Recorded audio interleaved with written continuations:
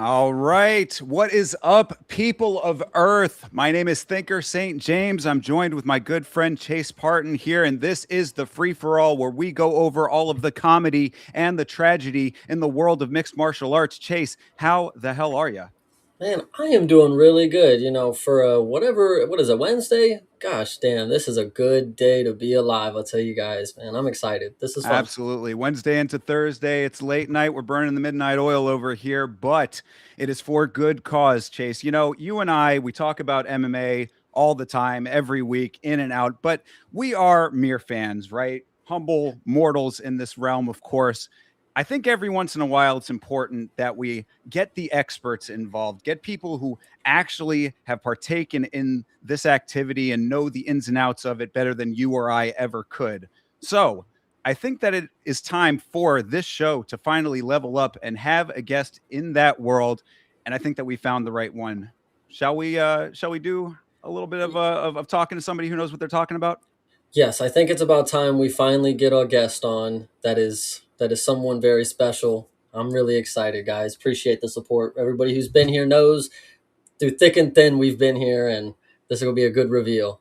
Absolutely. Well, then that being said, we do have a guest. He is a bantamweight with a 21-13 record. He is an Ultimate Fighter season 31, finalist and a UFC Fight of the Night awardee. He is a man who used MySpace to effectively court the woman who would become his wife, and then he had children with that woman. He is a father, he is a coach, he is an all-around good guy and a person that I am happy to call a friend. Ladies and gentlemen, it brings me great pleasure to welcome our guest, Mr. Cody Gibson is here with us. Cody, how are you? Dude, that was a great introduction. Well, thank You you. even slipped in a MySpace reference. It's the funniest thing because that was the one thing that I remember most distinctly when I reviewed the season of The Ultimate Fighter that you were on. That was one of my favorite jokes that I got to sneak in there because you chose to let the world know that that was how that went down. Yeah, dude, there's so many Speak of the clips of devil, you Cody. just walked in. Uh, Come on a podcast. Jackie is here. Yeah. I'm sorry. Did you need your computer? No. This is awesome. Jesus, what an appearance here. Gosh. Tell her that I feel like I know they her were just too. talking about how I MySpace you. That's how no, my wife, she didn't read her text message when I told her I was going on in the garage to go on a podcast. So this is her office. She works from home now, and so I'm at her desk. And Yeah, you're invading her space. So I'm sorry. I got sidetracked already. No, like I was saying though, I feel like I know her too from that season of the show. You know, she wears the pants in the house, if I remember. She doesn't like being like videotaped. She was like freaking out. They made us do like a bunch of like at home like cell phone footage, and she kept like making me delete shit and like I don't want that in there. And like I was like, dude, it doesn't matter. Who cares? Well, she was great. Kids were great. You were obviously great on the show, made it all the way to the finals and whatnot. So, I mean, look, we can go into all about you, your life, your fighting, and all that stuff, but that is not what this show is. This show is about what is going on in the world of MMA now, currently. So, what I want to know is, Cody, how much are you keyed into the MMA culture and the landscape? And I mean, you're out there, you're fighting, you're doing all of that, you're coaching and all of that. But do you pay attention to the goings on in this space? Yeah, I follow the sport pretty closely. I don't miss many fights. Like sometimes if it's like an early morning one or if I'm doing something with my family and I'm not available to watch them at, every Saturday at 5 o'clock or 2 o'clock when the prelims start. But I'm a father of three, so I'm not. My Friday and Saturday nights look a lot different than they looked like in my early 20s, and so I'll always catch them up. I'll catch up to them, Sometimes I'll skip some if I miss a card, and then I go back to watch the fights that happened. Usually, I'll try to stay off the internet, stay off the phone, because that'll fuck you. Because once I see the result of a fight, I'm less likely to go back and watch the fight. Like, unless I get like a bunch of shit that says like, dude, this was a wild fight, and then I'll go back and watch the fight. But if I see the results, I'm just like, I don't know. It kind of kills it for me. So as long as I can stay off my phone, I'll usually go back at night and watch the ones, most of it, probably 75% of them, movie where if the twist ending, you're not as likely to want to watch it. Yeah, sometimes that's killed it for me. And I'll be honest, if it's just two fighters I could give a shit less about, and I don't think, they're not very talented, or they're like, I don't know. Sometimes there'll be like a 115-pound matchup, and you're like, I don't give a shit, like.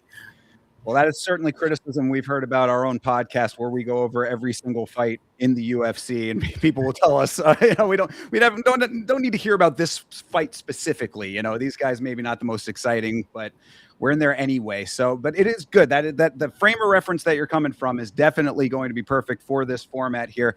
Chase Parton here, my co-host, is the shepherd of this show. He's the captain of the ship. As you can see on screen, we've got the blank Google screen here. Chase is going to be bringing us through a series of current events in the sport. We're going to go through them. We're going to talk them through and see what we think about all of those, on both the comedy and tragedy side of this sport. So, Chase, do you want to take it away? Actually, before we do that, though, I do also want to mention to everybody in the chat, because I know that we're going to have a bunch of people in the chat for this one. If you guys have questions for Cody, we're going to wait till a little bit later in the stream for him. So hang on to them. And instead of going over what we would normally do at the end, where we ask for your stories and whatever else is going on, we'll take a few questions if you have them. So that being said, Chase, take it away.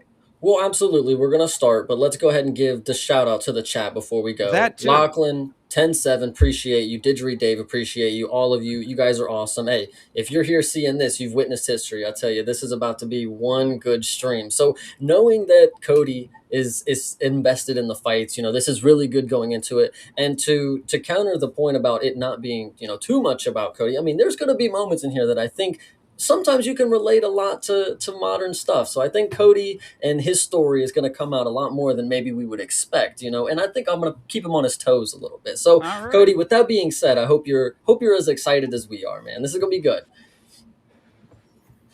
You can tell. Yeah, you see the expression there. You got me worried now. I don't know. No, you're good, man. I swear this will be awesome. So obviously, if you keep up with the UFC, surely you keep up with the Contender Series. Is that correct? Yes, no? Yeah, I'll be honest. I'm a little bit less. I mean, I follow, like, if there's, I usually will catch up at least with like a YouTube, like fucking greatest hits from the night. I watched those last night. That's how I watched the fights. I watched the YouTube, every fight's kind of like whatever. And so sometimes with the Contender Series, I'm like that. But yeah, I'm assuming you're going to talk about last night's. We are definitely going to talk about last night's first, but, I love how you are a highlights guy. If you are on Paramount, I don't know how close you are, but they have this thing called All Killer, No Filler. Cody, I think you would love it. I'm just letting you know. But to first start, of course, yes, Bellamere, she definitely lost. I don't know if we can zoom in and see. Probably not, of course, because fucking shit sucks. But we just have a couple comments from everybody. Jeff Molina, Yana Santos. But the point of the story is Frank Mir had a daughter. She was a heavy favorite, and she lost. So what do you make of that, Cody? Just right off the rip. I mean, other than her being a big favorite, I mean, her losing, is it that crazy of a story knowing that she's just Frank Mir's daughter, or is it crazy because she was touted as this massive favorite? I don't know. What do you guys say? I mean, she's really high-level jiu-jitsu, high-level wrestling for a female. So I would not expect her to lose, no. I don't know why. I didn't see the whole fight. I saw the highlights, and it looked like she was striking with her the whole time. Why didn't she just wrestle her? Yeah, it was good on the ground?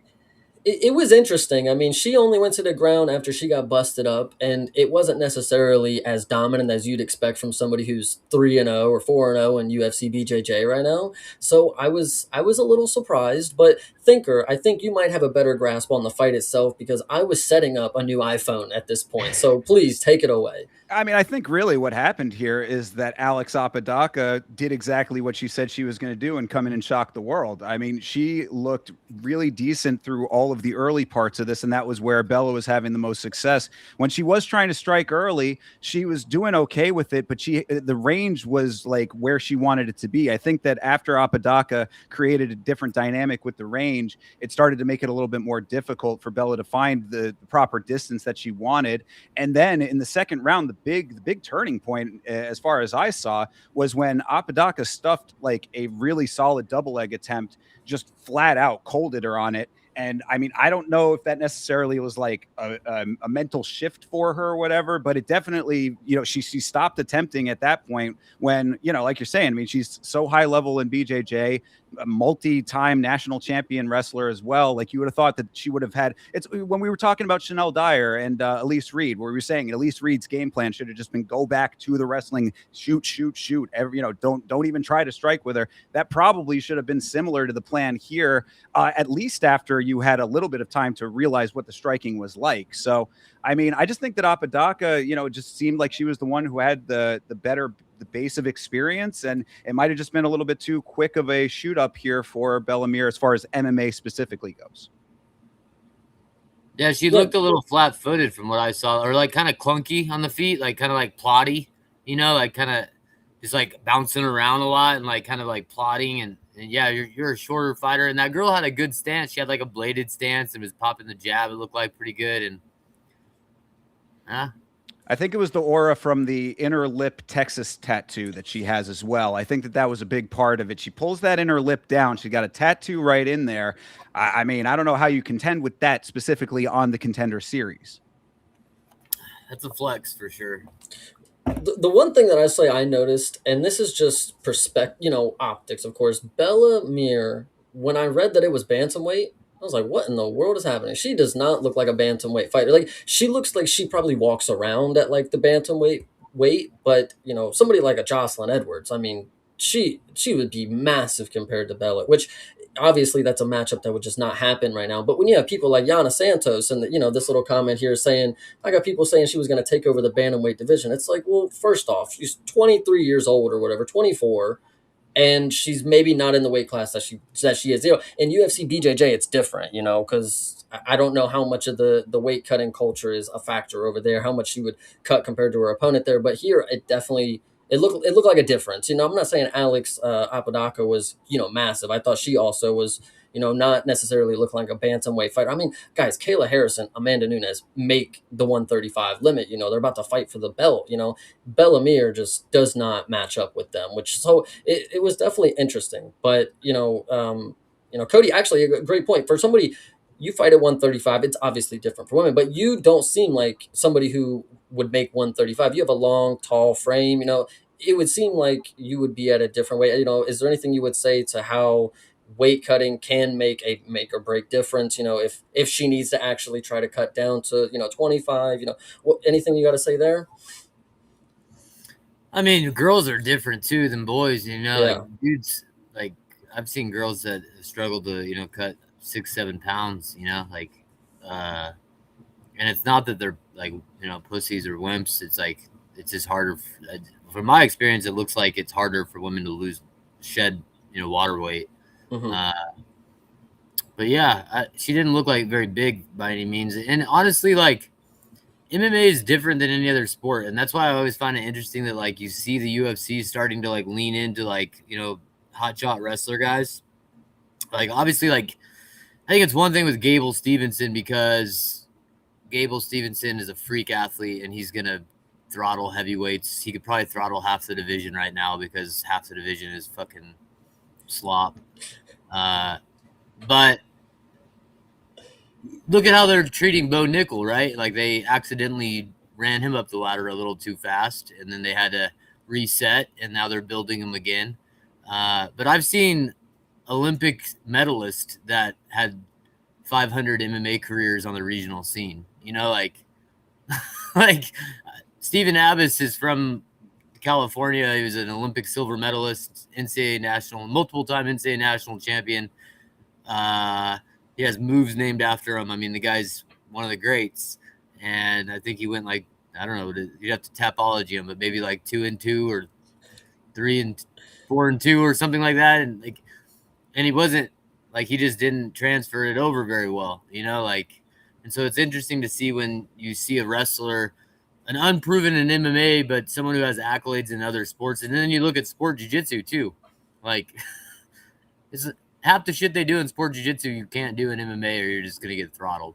Like, I think that there was definitely an issue there with the transition for Mir, it seemed, because one of the things I also was going to mention is that by round 3, the cardio seemed to be a problem as well. And I don't know. I mean, you'd think that with wrestling being the primary, that, you know, the movement would be, you know, at least comparable somewhat to, you know, to the expenditure of cardio for her.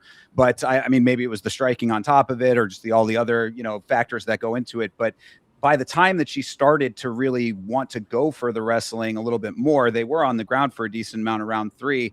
She just wasn't able to like get her move set off. Like, she wasn't able to actually like establish dominance in that time either. So, you know, that ended up being, I think, one of the bigger parts of the downfall here. She had a pretty good round 1. Round 2, Apodaca came back, and then she just didn't have the pieces of the puzzle left to put together in round 3. So it seemed like it was adjustments that needed to be made probably before she got this big a call up. But I think that also goes to the fact that she's coming in with the last name, and that, you know, it puts her on this pedestal a little bit too quickly.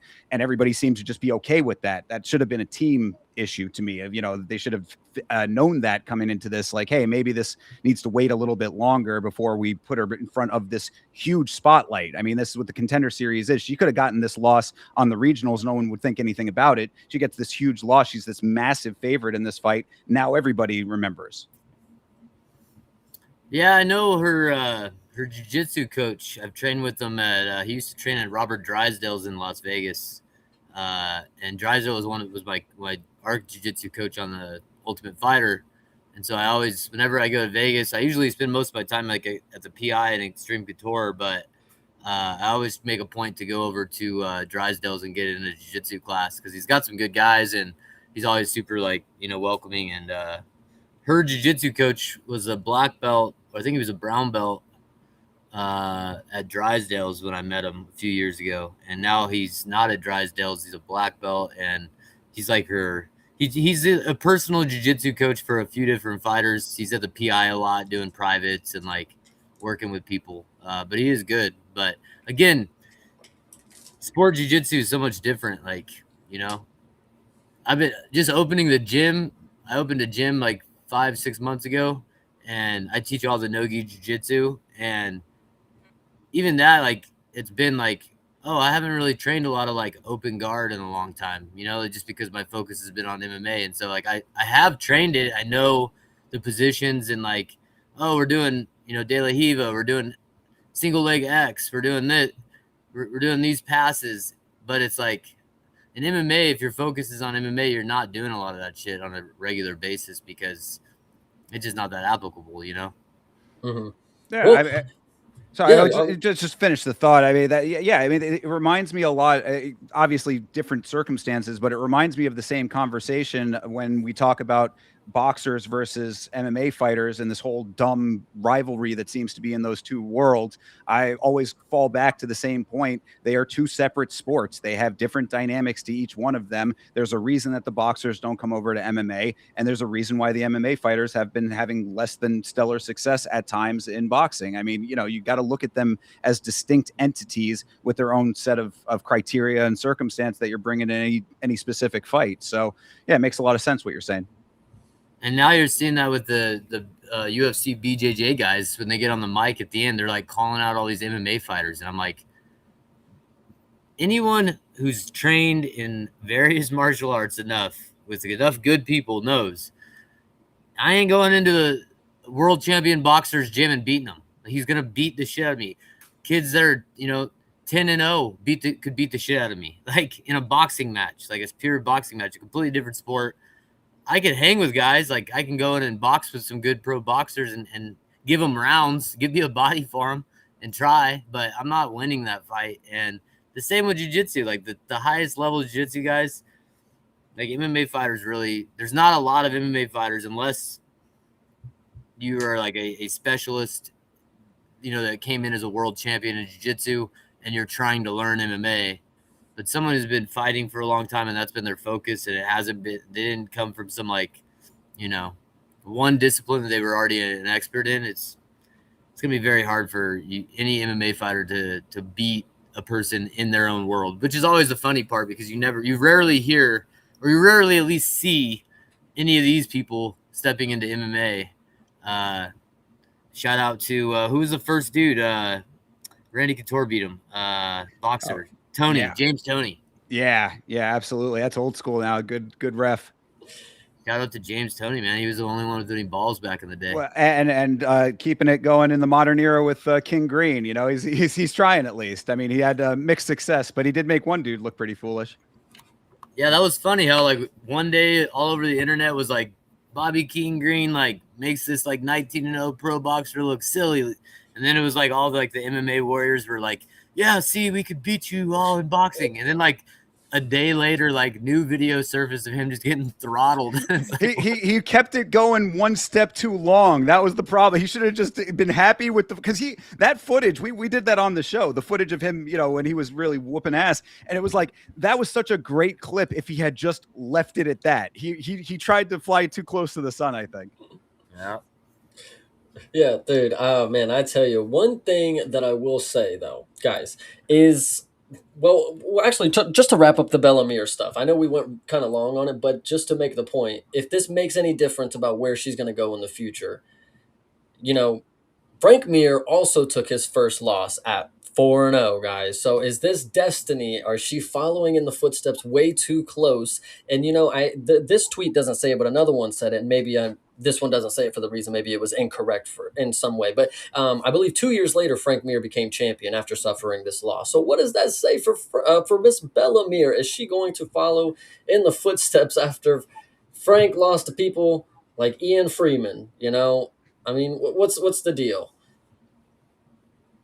Yeah, no, yes, she's she's gonna come back and be amazing. I don't know. I mean, sure, it's every fight's a new fight. I would say. I mean, right? I mean, she hopefully learned. I mean, based on the fact that she made it to the final horn, did not get submitted, did not get knocked out. I mean, at least she's durable enough for that. Hopefully, this was the exact loss that she needed. That's why I was saying I feel like it would have been a lot better for her if this was not under such a major spotlight, because now it's such a lot of eyes on it. But like a fight like that against a game opponent, I think, maybe she just hadn't faced an opponent like that before. So yeah, sure. I mean, she could come back and do that, I would say, right?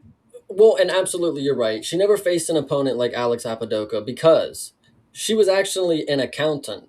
And, I think this is important to bring up because, Cody, I think you can relate to something like this. The dual lifestyle of a fighter, we can listen to her talk for a second and she can kind of run down, her life. I think she said she's going to go back to it, but I didn't necessarily listen to the clip yet. So if we can run this down really quick, we'll listen to what she's got to say, if that's all right.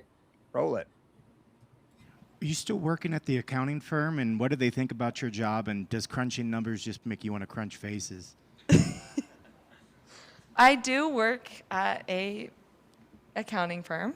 I work a full-time job, and that is like very difficult to manage my schedule. But I actually like it, and I like all the people a lot that I work with. I actually don't think I'm just going to quit. I think I'll keep doing it. I like using my brain, so I'm going to keep doing it. What do they think about you doing this, though? Oh, are they so proud of you? Yeah, actually, they've been very supportive, and like I have so much gratitude towards them for that. My bosses, like everyone I work with, like they know when I'm taking off for a fight. They know when I'm cutting weight. I'll be on like video calls with black eye, and they're totally like just used to it by now. And I just think, it's the coolest thing ever to have that amount of support from all the people in my life, especially the folks I work for. How do you celebrate with the team this weekend, that big win? Well, it's a Tuesday night, but I mean, This week is back. I mean, I am gonna like party my ass off, like, but I have work in the morning. And I do. I have a call at like 7:30 a.m. So. respect. And last for me. All right, so she is an accountant, and she's got work today. She worked yesterday, guys. How about that? So Yeah, I mean, for Cody, for you, I mean, I think that there's probably a good amount of parallels here, right? I mean, I would think that with your main job aside from fighting, your second life or however you look at it. I mean, I guess you know that'd be interesting to hear how you define that. But you know, you have a kind of a whole different world that you operate in outside of fighting. So that sounds like there's some parallels there. Yeah, and how old is she? She's like probably like 24 or something. I'm not familiar actually. Let's double check that. Fact check really quick. It's got to be somewhere around there. You gotta Not be on the yeah. younger side. Yeah. Mhm. 32. Oh. Oh shit! Well, no wonder she has a full-time job. True. So, Yeah. I mean, so well, for you, though, I mean, like, first of all, I guess about her, I fell in love with this girl on this show. She has a great personality. She does. she said exactly what she was going to do, and then she came in and did it. Fought like, you know, living. We talk about that with these guys on Contender Series with their little intros and stuff. You know, all the things that they say that they're going to do, and then if they can actually accomplish that, she did, and then did it all with this big infectious personality and energy that she has. So I really like Alex Apodaca there, but I am also interested in how that works out for you, Cody, with the teaching and whatnot. I mean, is it a similar type of situation? You got to be in there with black eyes at times, huh? Yeah, the kids would just get used to it, like, or I don't know. The admin never, you know, like whatever. Like, I always have. Sometimes you get black eyes, but mine. My ears are so jacked, and I always get like new collies or just like scabs because it's like so fat and everything.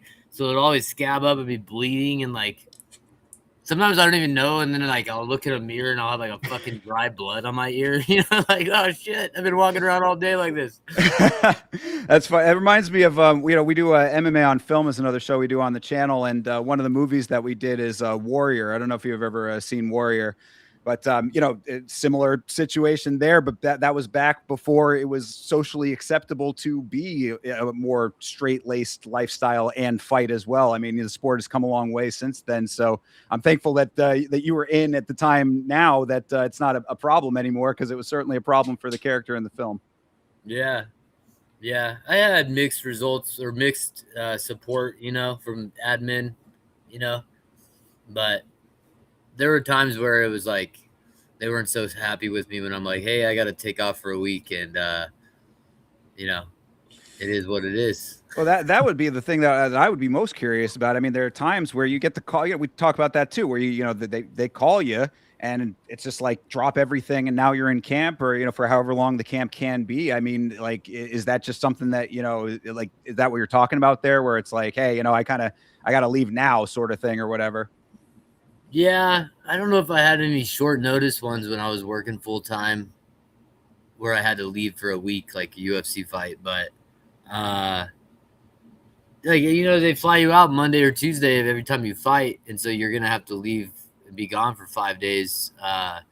You get 10 days a year of sick leave, so once you've exhausted those, you know, you're going unpaid, and then, you know, and then there's just some discretion with admin, like, there, you know, like, the rules are, there aren't any real rules. Like, yeah, you're gonna go unpaid, but they, you know, they could eventually fire your ass if you're leaving enough, you know. And so I think, like, I had some admin that was super cool. They're like, dude, the kids freaking are motivated by this. Like, you inspire kids, you're good with the kids, and so we're gonna support you. And then I've had some who are a little bit more like, I don't know, not like outward, like you know, confrontational, or really say, I don't know, just like the vibes they send off, you know. But Yeah. I'm not teaching full time anymore, so. Oh, okay, cool. All right. At the moment, but I am actually. I've been back in the classroom for the last 2 weeks. Oh, well, that's very nice to hear, man. Hopefully it's gonna get back rolling, and you need to do everything that you do to get that going. So that's awesome. No, I'm teaching a 7th grade science class. It's miserable. Oh goodness. I don't know. I mean, really, dealing with kids, I think would at times probably be more of a challenge than fighting. No, I'm just kidding. I've been enjoying it. The teacher has cancer, and she tried to come back this year. She was out most of last year, and the second day of school, she got EMT'd out of the classroom. And they called me at 9 a.m. the second day of school and were like, "Can you come in?" And I've been there ever since. So I don't know how long I'm going to be covering for her, but as long as they need me, I guess, you know. Oh, well, yeah. I'm sure she appreciates that under the circumstances. Hope she gets better. Yeah, no, absolutely. Yeah. All right. Well, so listen, not to just make a bridge out of nothing here, but speaking of people who are going to need to get better, I mean, listen, this is the Contender Series still, of course, but I think this is an important one to talk about. This didn't happen, yesterday or Tuesday, that is. Do you not have anything about Mir's mother? Oh, yeah. That you know about all that, right? Bellamir's mother has been talking up a storm. I thought that was definitely going to be the way we were finishing this one out. I apologize. I did see it. Do you know exactly what it was? I didn't know that was like real. Like I was just like, that I guess is the question. At least the account looked real to me. Yeah, no. So I mean, if you can probably find it on Twitter. You know what I'm talking about, Cody? Yeah. I didn't look into it a lot, but I did see that she dropped comments in this girl's Instagram like 4 or 5 times. Yeah, like repeated. That's the thing that was craziest to me is not, I mean, look, you know, she's a mother. She just saw her daughter lose, whatever. And again, we still got to vet whether or not that's actually the real account. There you go. Yeah, I got the check mark. I mean, I got to believe, right? So, yeah, you know, she's Frank Mir's wife has a check mark and people are going like, that's definitely her. Like, I don't know. Like, you could buy that, can't you? You make a good point, Chase. We have, I guess we're going to have to look into the actual account itself. But point is that this has been going around. And if this is her account, she has been out here fucking talking up a storm against this girl. Cause that was the thing that was crazy to me. Like 1 or 2, her daughter just lost, you know, big high profile fight for her, big, you know, stepping out into the mainstream, all of that. I get being upset about it, but to specifically go as hambone as she is against her opponent, you know, I mean, it's like, it's not just, man, I'm upset. It's fuck you, lady. Like, fuck you, little girl. All this shit she's saying. You got to channel that anger, you know? Yeah. Into anything else. Join a knitting circle for fuck's sake. I mean, this is yeah. So anyway, I mean, I don't know, Chase, what do you think about all that? I mean, it is kind of funny to think that the mom would run to the DMs and start talking shit. But I am still like, when I saw this, I'm like, okay, people just make accounts of anybody. Like the picture from here, that don't even look real.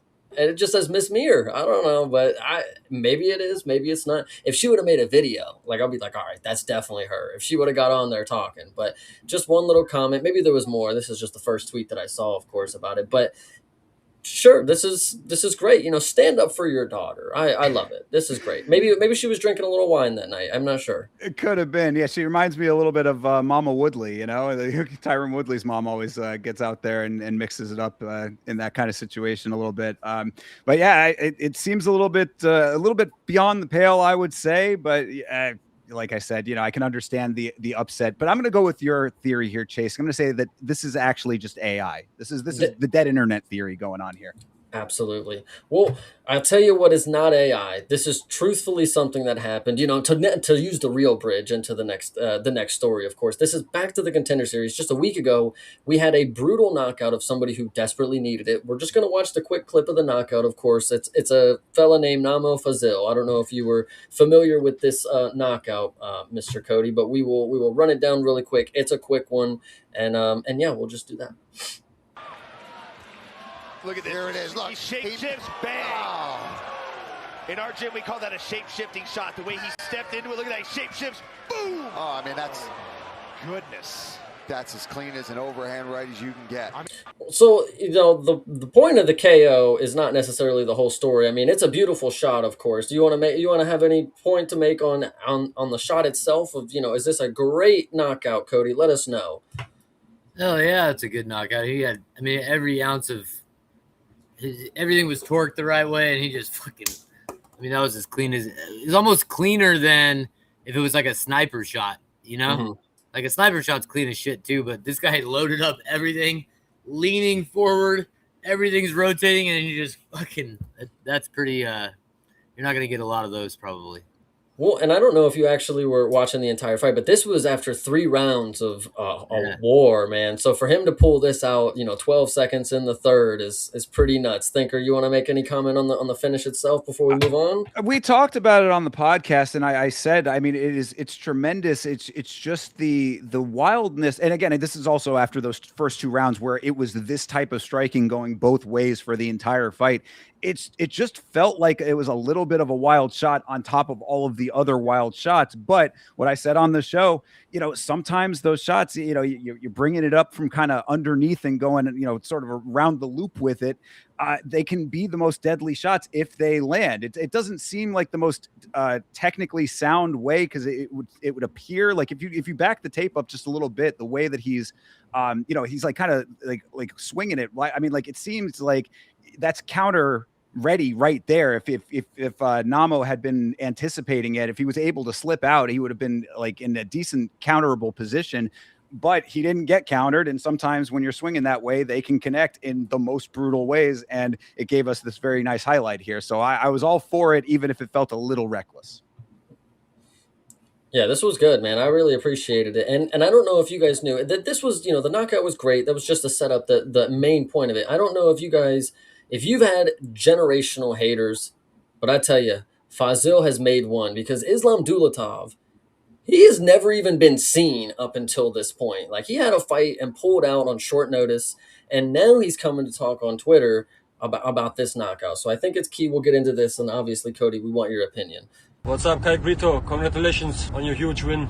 Phenomenal performance. Won both rounds before and knocked him out bad in the third round. Islam Dulatov is one of them. The really sexy boy. You think he's sexy? Ooh, bro, I want to lick him up and down. He's so what? Cute, he's soft, and they're giving him easy. You want to lick him? Yeah, man. Have you seen how he looks? To me, he's sweet. You know what I'm saying? To me, he's a feminine. He's a female to me. As we know, the UFC is not giving any bonuses in the contender series. But the family Dulatov is giving $5,000 bonus to Kai Brito for this performance. Please, brother, contact me, send me your bank account, and we're gonna send you $5,000 today. And this is not a joke, I mean it's for real.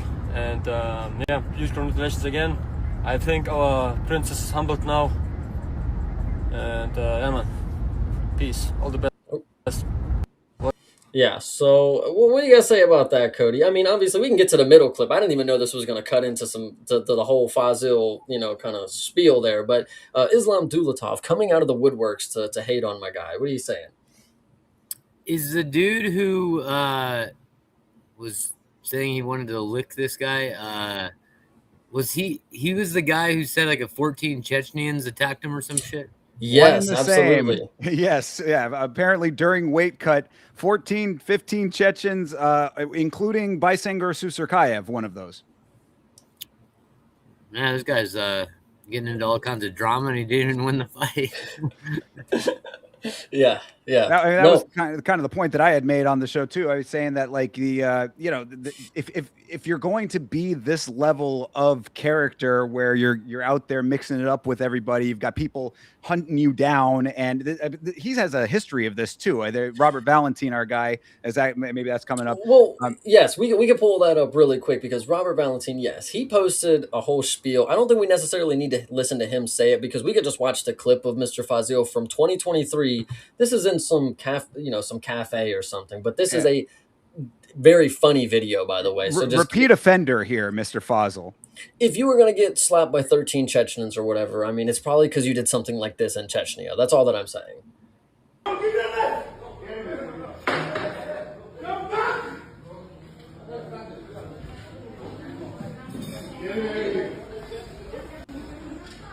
stabbed you. I fucking stabbed you.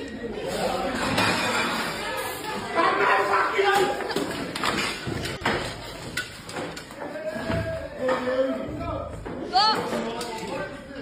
You fucker! You fucker! All right, so Jesus. You can almost hear the Benny Hill music, even if it's not playing. I also like that he yells, "I'm going to stab you," and then has to find the knife. He kind of telegraphed it a little bit, Yeah, this guy seems like kind of a Dylan Dennis type character, huh?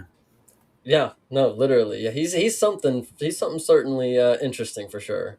I mean, I don't know if Dylan's actually going out and doing all of that. I mean, maybe he'll take the shot if he's put in that position. It seems like Fazil is actually like pushing the envelope on it a little bit more. But this is exactly how you end up getting a gang of Chechens busting in the hotel while you're trying to cut weight, I suppose.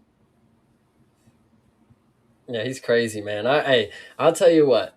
Namo Fazil definitely has some aura behind him. I don't know if it's good or bad, but I want to see him make the comeback after getting knocked out like this. The story ain't over. Go. Well, definitely not. And also, I was going to say, back to the Islam Dulatov clip. I do like the idea that Dulatov, obviously this dude. You said that we hadn't seen him in a long time. You know that we see him on runways from Paris to Tokyo. I mean, I like the idea that since he has all of this spare cash just lying around in the back of the Lamborghini, that he just pulls $5,000 out and just tosses it to Kaike over here. That might be life-changing money to that guy. Well, Keita, no, it wasn't his money. He said the Dulatov family. So the whole fam got together and pooled that money. It was like a crowdfunding within the Dulatov family. Yeah, he's nuts, bro. He's Italian. Isn't he Italian? He's German. Chechenian German. Yeah, German by way of Chechnya. Ah, okay. Yeah, I know. Interesting, huh? So he's something. I don't know why he hates Kurdistan, but he does. But other than hating, the Kurds like Islam Dulatov does, I'll tell you, Dana White. Now, genuinely, this clip that I'm about to play for you I think it's hilarious. But he maybe and other people in the room did not think it was as funny. But here's Dana White getting mad at a question from a reporter. Now, I want you to hear the question because it's so fucking funny for how he reacts to it. No, last week, Cody Gibson won by, amazing fashion, and now we have another exciting welterweight. I'm going to restart it. Sorry, it was just really low. No, last week, Cody Gibson won by, amazing fashion, and now we have another exciting welterweight in Ronald Humphrey. Is that a fight that could possibly be on the cards? I have no idea. No worries. Thank you. Yeah. Dana, There's always got to be one horrible question. Congratulations, sir. It was you tonight. Yeah. I hope mine's not horrible, but Me too. Now that you're I hope mine's not horrible. That was great. I mean, it's always it just seems like there's always going to be one of those times, like he said, not even that it's a horrible question, just always one of those things where he has to get that type of a jab in there, Jesus. Yeah, he probably just I'm sure him and Trump have had conversations like, hey, here's our strategy in front of the media, okay? If they start asking shit that we don't want to answer. I mean, that was kind of a stupid question. Like, hey, are these two guys from the Contender Series possibly someday going to fight? Like, yeah, maybe. Who fucking knows, I actually agree. It was this guy and the guy was super soft spoken. It's like, bro, you gotta fucking use your moment and get loud and ask your goddamn question. But with that said, he's done some recon, figured out hey, there's some psychological shit that if the media, how do you engage the media at these press conferences, at these, speaking events where you have to answer questions. You don't think that the guys learned some shit about how to do that in a way that, I don't know what the aim is or the goal, but there has to be one. I don't know. Oh, the guy. Sorry. Yeah, I was gonna say, you're not lying. This dude's on the board of Meta now. He's in them boardrooms, brother. Yeah, and I've been saying this for years and years that it never surprised me ever that him and Trump would be friends. And the aim, what you're saying, what the end goal is narrative shaping. Is to keep whatever the conversation is in basic control. Of how I want it to go or don't want it to go, to move it in a direction that makes the most sense for whatever I'm trying to accomplish. You see both of them doing that very effectively. So, yeah, a lot of crossover there.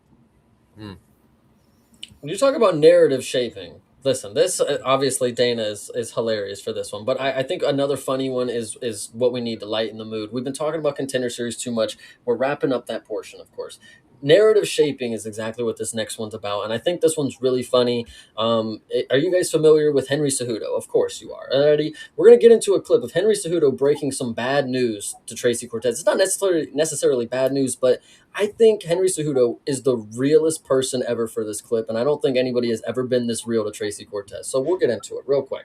All right. I know this camp for a fact. They trained me and prepared me to fight, but they didn't train me or prepare me to fight her. At the end of the day, yeah, coach does help, but you've been coached by the best in the world. You know what I'm saying? It's on you. Yeah. I know that. I mean, that sounds pretty real to me. Yeah, what are you saying, Cody? Yeah, anytime any fighter tries to push blame onto anyone but themselves. If you have an issue with your coach, if your coach is not giving you what you want or think you need, then after the fight, you quietly relocate your camp, your coaches, you find someone else, but you don't blame it on them. Like they, like at the end of the day, like he's 100% right. It's like you have agency.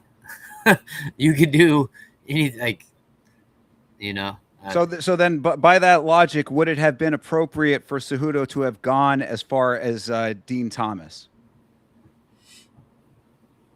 You would think Cejudo to say what Dean Thomas did, where well, I mean, or just I'm just kind of making that bridge of just me like taking it over to Dean Thomas based on this is a little bit of a leapfrog. I mean, do you think that was appropriate at all? The way that he sort of navigated after he was not happy with his fighter, putting it all on her, basically.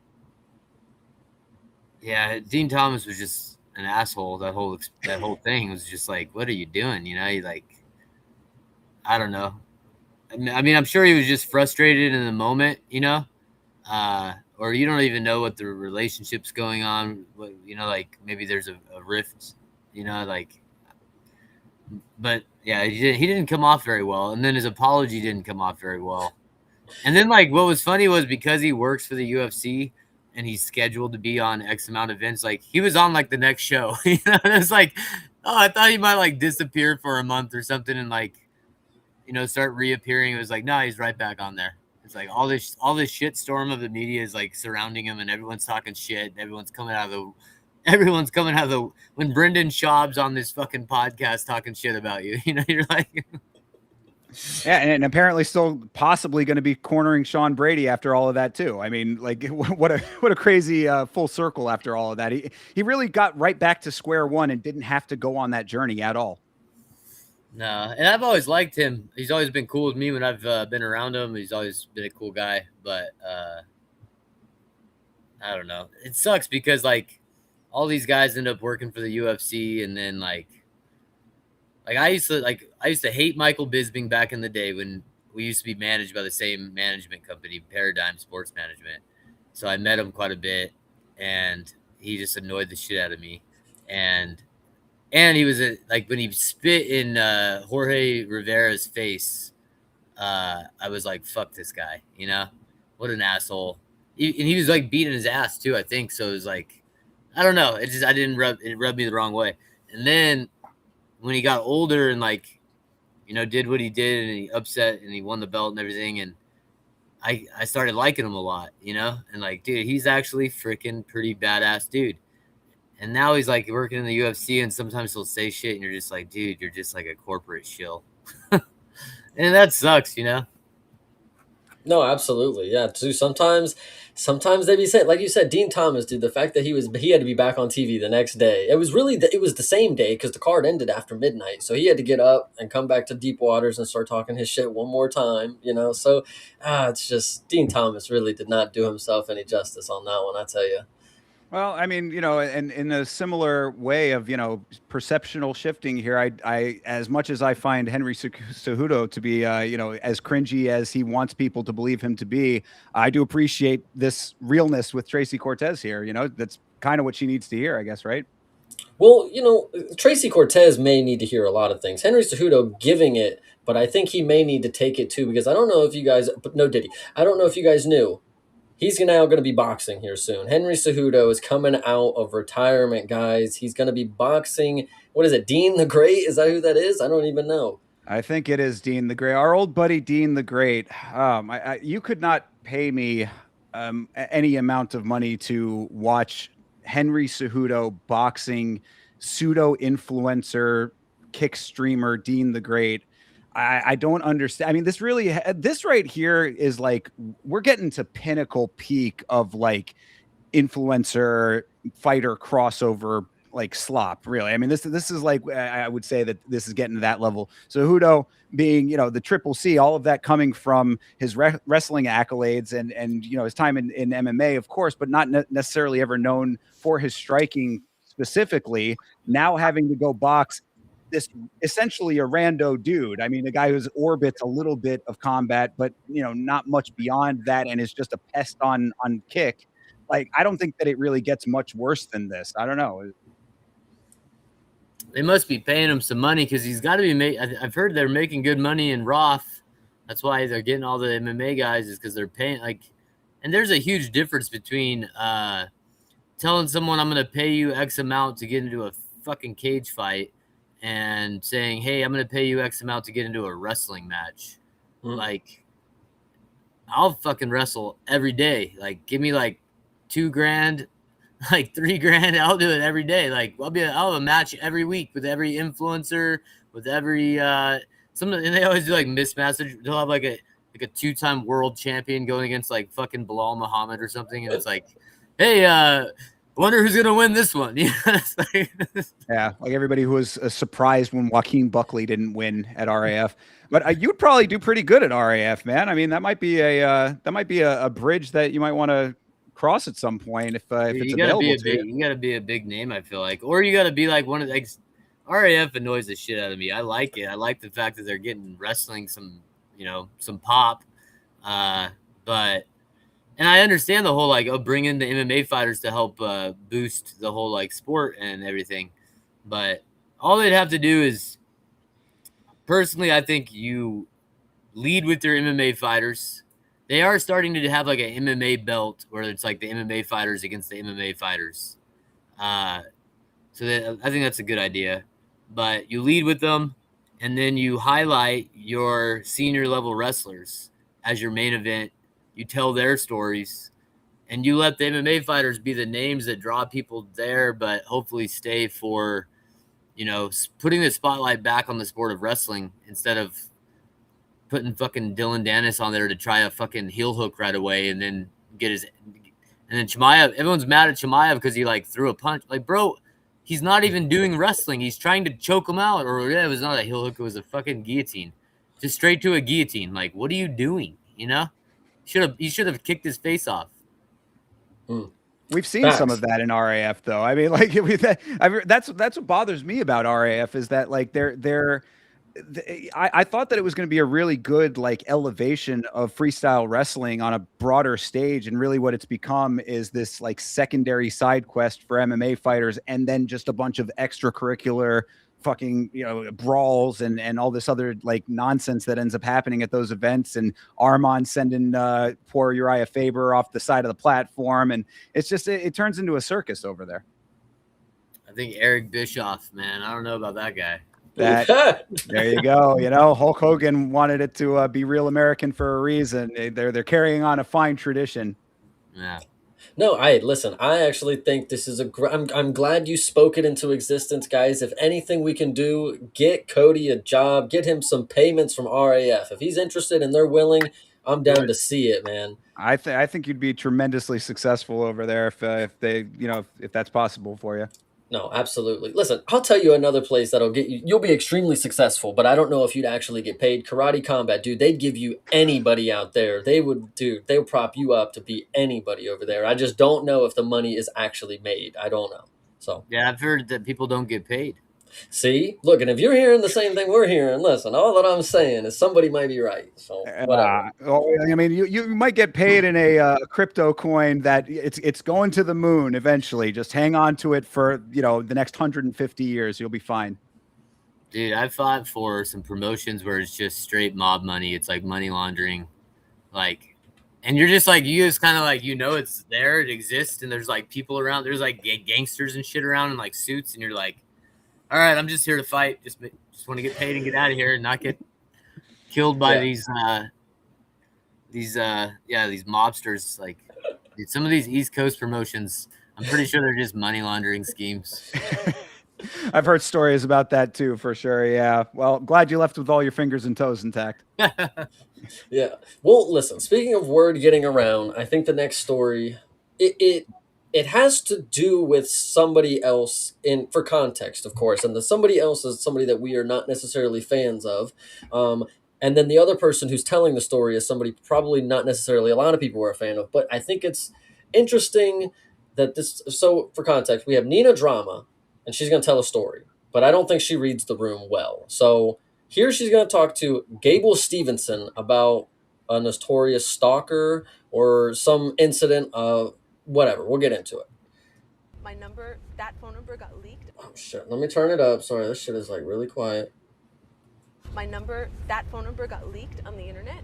And so every day, I was getting like 100 phone calls a day. From the one you gave me? Random people. Yeah, from random people. I still have the phone So number. you shut off the text message? No, I don't know. I don't know what happened. But that number got leaked on the internet, and then I got a stalker. And then the stalker was crazy. He was out of his fucking mind. He wouldn't stop harassing me. And he was sending me like cartel beheadings and all this kind of stuff. So I told Dana. And Dana was like, hold on, babe, 1 minute, right? And then 2 seconds later, I had counterterrorism call me, and then they showed up at my house. And then they took all my information, and by the next morning, they found my stalker. Damn. And they put him on a no-fly list so that you can never come to Vegas. Damn. Yeah. Was he pulling up to your crib? He was like, I know where you live, and then he was saying I love what you did to your house, like Christmas decorations. You should have I love put the this, button I love on that. him. And then I told Dana, I literally told Dana, and he was like, 1 second, babe. And then counterterrorism showed up. So if you're ever thinking about fucking with me, you're gonna be stranded in mom's basement somewhere. Damn. Well, anyway, so I'm wondering if Gable was sitting here thinking like, damn, they could really take me away at any fucking time if they wanted. Jesus. You got to know that that's a possibility with the connections that the boss man has, right? I mean, again, we talked about Uros Medic asking, for a visa and then just boom, getting one. I mean, this is, how high up the boss goes at this point. We were literally just talking about it. I also find it interesting that she's telling this story to a guy who's like, doesn't have like rape accusations. Yes, bro. That's why this is crazy. Read the room, Nina. Like, Jesus. Like, this dude was probably, he is worse, bro. Like, Jesus. Oh, yeah. Well, no, because in his own mind, though, he doesn't equate the two because it's like, well, I mean, I wasn't stalking anybody, though. I mean, she was just passed out. Bro, at the end he was like, man, you should have aired him out. It's like, bro, what do you think people are saying they should do to you, man? Like, Jesus Christ, brother. Like, holy God. Yeah, I mean, I've said it a million times at this point. I'm waiting for the press conference where he gets an opponent who's actually going to take him to task and really, air it out in a major way at some point, like really bring it to him because I don't think anybody really has yet. That's what's going to be interesting. Yeah, dude, no, and that's what, listen, I don't know if you've heard Gable, like his press stuff, but he's like a PR robot to an extent. So if somebody really tries to make him, break that character, it's going to be interesting to see how he reacts because, bro, like what could you even say in response to if anybody calls you out on that? Like, you got to just shut up. Like, I don't know. He's had the John Jones media training. It's just, it's either going to be no comment or maybe a little bit of I used to be a different person kind of stuff, I would think. It's pretty much the only two ways you can go with his history. Yeah, brother. I don't know, but what do you think about Dana calling Nina babe and him calling counterterrorism, by the way? Like, why not, out of all the places he could have called, with leeway, like, who does he know at counterterrorism? He knows Kash Patel personally at the FBI. But counterterrorism for a stalker? Listen, I hope Nina got that fact. Maybe she's just being hyperbolic. But Dana, stop using our resources like this, bro. Like, there are tax dollars that people have to pay for this shit. Like, what are you doing? I mean, she's a private citizen. I think that it's okay to, help her in that way, I suppose, if you have the ability to. But, again, it's just nice to have friends in high places, I suppose. But I wanted to ask, because this does kind of bring up a question now in my mind here. Cody, you're an upstanding member of society here, a public good you do as a teacher, all that kind of stuff. Does it ever get strange being in a space with so many less than savory people at times? I mean, not that you necessarily interacted with Gable specifically, but I'm sure you've been around some people who might have been involved in some things that are less than above board. Does that ever kind of play in your mind in any which way? No, I mean, you're at the gym. You're like, the variety of people that train with you every day. Like, I got guys wearing ankle monitors, and I got guys who are dentists, and accountants, and like fathers of three, and like mothers, and like you get a variety of people in martial arts gyms, so it's no different in fighting, and it's no different in school. There's a variety of kids and a variety of adults, and school, being a teacher actually can be very isolated if you want to be, like, depending on who you are and how you kind of move about campus. But you could kind of like, there's days I would not talk to a single adult, like I would just talk to the kids and get out of there. Yeah. Yeah, No, very I definitely, interesting. I definitely get it, man. I definitely get it. I don't know. Well, listen. So, speaking of Gable, just to wrap back to the whole story about Gable, I think it's a perfect tie-in for the next story. Not necessarily anything to do about his accusations, because they don't need to stay in the past. We need to never forget, but they need to just be out of this podcast for a second. Because if you did not know, Gable Stevenson, along with Patty Pimblett and Max Holloway, are all being fined $2,500 for their hopping of the cage. What do you think about this? I mean, Cody, have you ever been a victim of the cage hopping fines? I mean, is this? I don't know. This is a crazy thing, and we'll obviously get into more about it. But fining somebody for hopping on the cage is pretty nuts, bro. Yeah, it's stupid. I mean, you have to be consistent with your rules. If that's your rule and you say, hey, if you hop on the cage, you're going to get fined $2,500, then that just applies across the board for everybody. If a fighter wants to do it, if it's fucking Patty Pimblett and he's making 1.5 and he's like, fuck it, I want to climb the cage, then let him do it. Me personally, I'm just going to like wave at my family, like, and it's also funny, like, just the idea that like these athletic commissions, man, if there's one thing I've learned about fighting in the last fucking 2 decades, it's that these athletic commissions are, man, they're supposed to be protecting the fighters, and they're supposed to be, it's just not what I think was intended to be. It's not, it hasn't panned out like it was intended to pan out, in my opinion. And fucking Andy Foster, Jesus Christ, dude, you don't even want to get me started. You could see me holding my tongue back so goddamn far on this one. I don't know if you saw the most recent couple of videos that came out on the channel about this very subject. If you have not seen the most recent one, did a whole video essay about the lack of consistency, really hit all of the points from the video. Actually, it was about the death of Pritchard Colon, and how all of that sort of played in with the commissions and everything. And it was pretty biting, my opinions about how the oversight of the sport is handled, and you nailed it succinctly with the word inconsistent. Lack of consistency is basically the theme of the essay. So yes, I echo your sentiments in a big way when it comes to how this sport is overseen and how the rules are doled out, and lack of consistency is the only consistency, it seems. Yeah, and I mean, you got Andy Foster out there lobbying for the goddamn boxing bill. Sick. Yeah, that's sickening. What are you doing, dude? Like, they're not supposed to be like, we're trying to get the UFC to come to California so we can make money. Like that.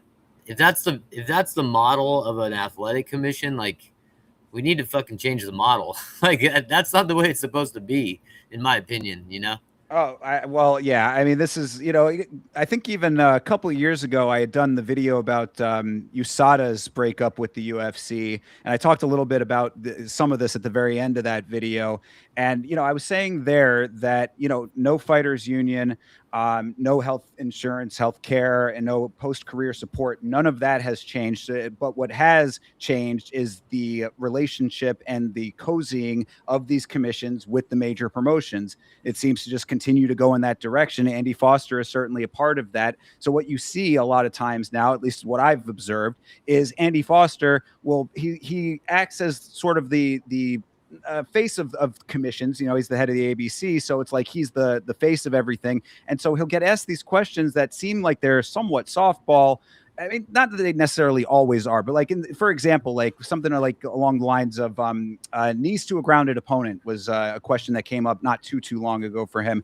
And he went through all of his reasonings, this and that.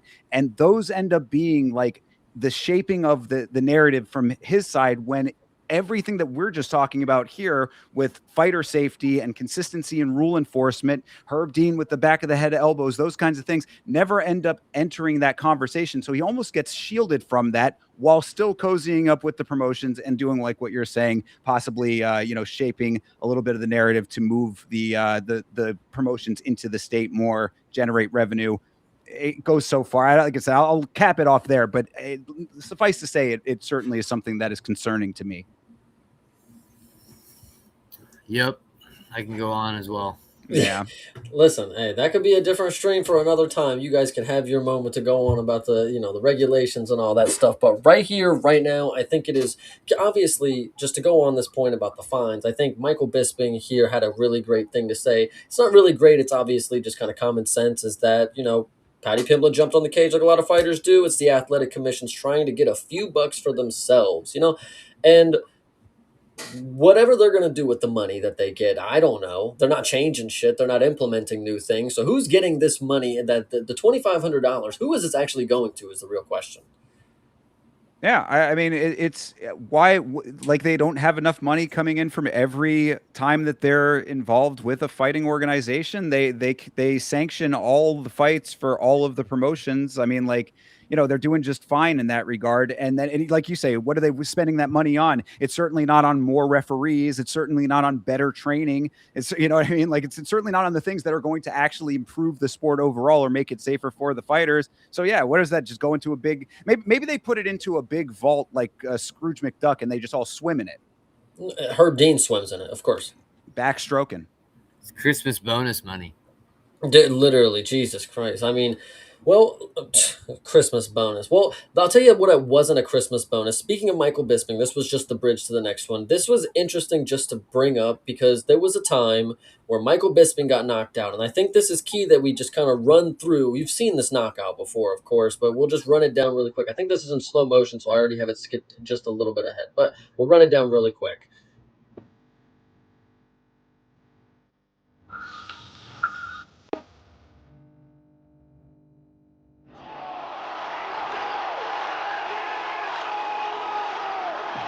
Okay, classic. well, it is classic for sure. Cody, do you want to say anything about that one? I mean, we talked about the other knockout. You can have your moment on this one as well. Yeah, I mean I was so stoked when that happened. I remember it. And Hendo that second shot was what was like you almost like have to look away because you're like, oh my god, dude, this guy is just fucking dead. The H-bomb. Yeah, and it's coming from Hendo who threw like so hard, Jesus, yeah, no, this one was epic, but it's not necessarily the knockout itself. It's just this point that a tweeter made. This KO was so bad that in Bisping, he said in his book that he has no memory of the fight and only fully regained consciousness when he was in the shower and didn't know why he was wet. When his manager told him that he got knocked out, he was confused and thought the fight was still 2 months away. So this one was just interesting to read as we're talking to Cody Gibson, somebody who has been in the sport, somebody who has unfortunately suffered knockouts as well.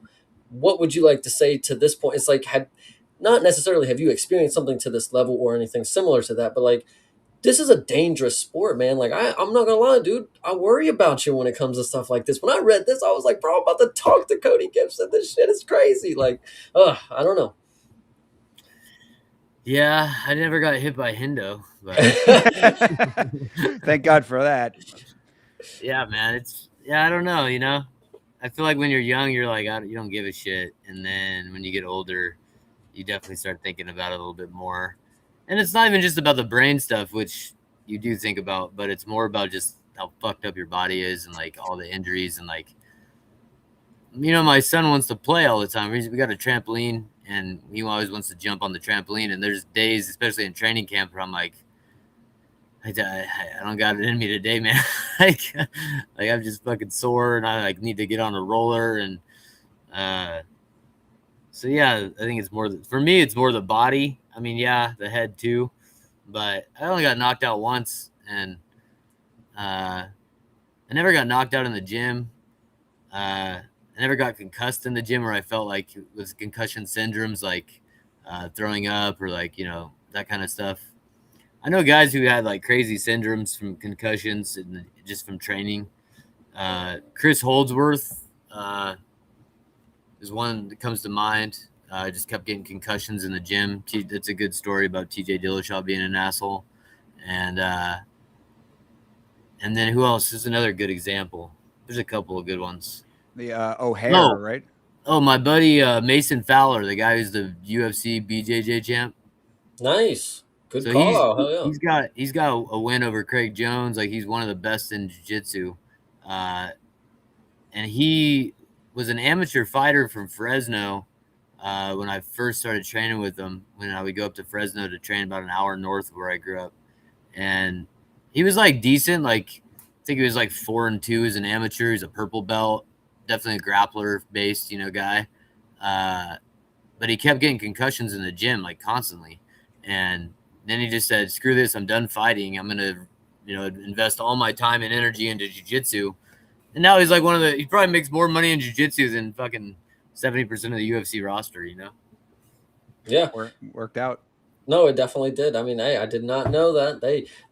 Listen, it is just sometimes I agree that everybody, everybody's different, and everybody's going to get the same amount of, concussions or damage, in training and or in fights. But, when you hear a story like this from Bisping, and this is a guy who also lost an eye during, his combat sports career. I mean, this dude really kind of went through it for the love of the martial arts, and I do respect him out of that. Like, that's the ultimate goal, it's just the martial arts, the passion for it. And Bisping was able to, I mean, he was willing to endure a lot, is what I would say there. So shout out to him. And along the same line of conversation here, because I think that this is good for potentially more of the casual fans out there. We had a situation just recently, and this is just an example of one, but Ryan Coos just fought. He fought Marcio Barbosa on the last card there, and that knockout was an interesting one because he got clipped on the top of the head, and then he sort of went down and was kind of stationed. Did you see that fight, Cody? I don't know if you caught that one.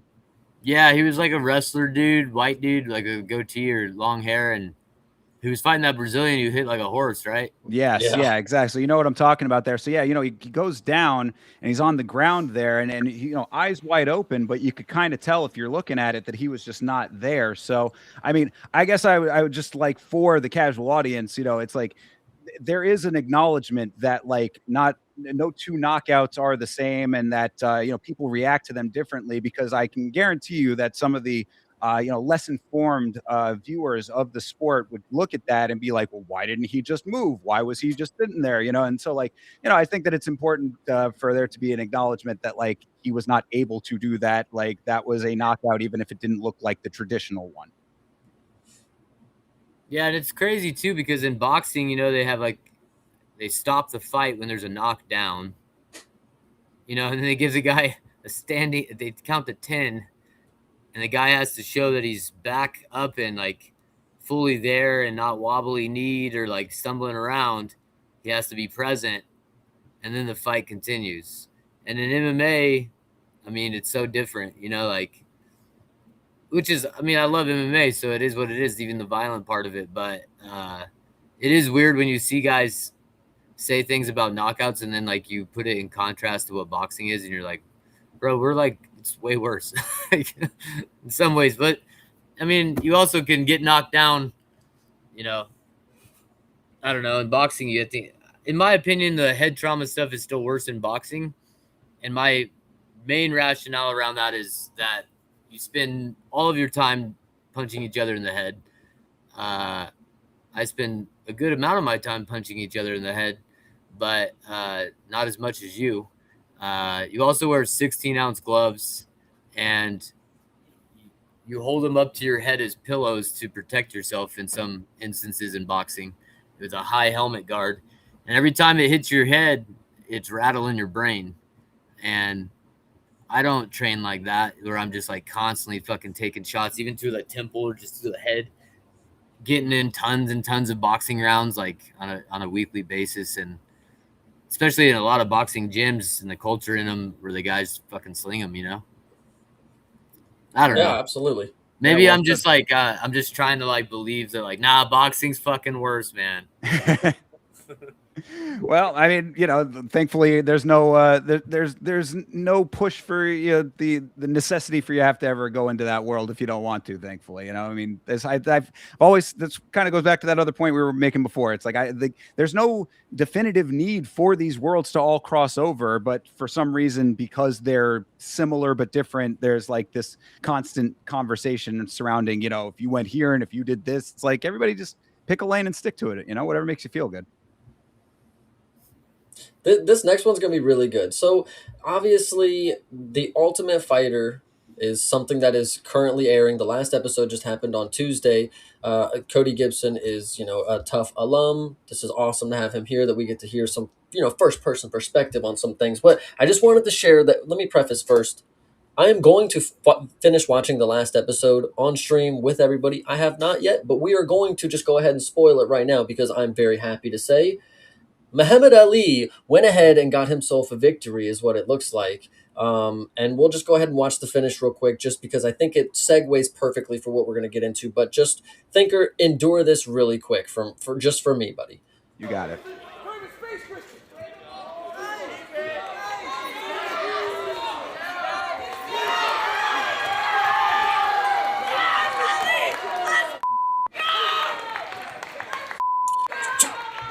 $2,500 first off, and second, I didn't know he put him unconscious, bro. Oh yeah, geez, Muhammad Ali is the man, brother. It was fantastic. I hate that it was this guy. I mean, like this dude is, like there's always a couple, or at least one. It seems like every season, and he is certainly the one of this season that just rubs me the wrong fucking way, man. This guy is such a prick.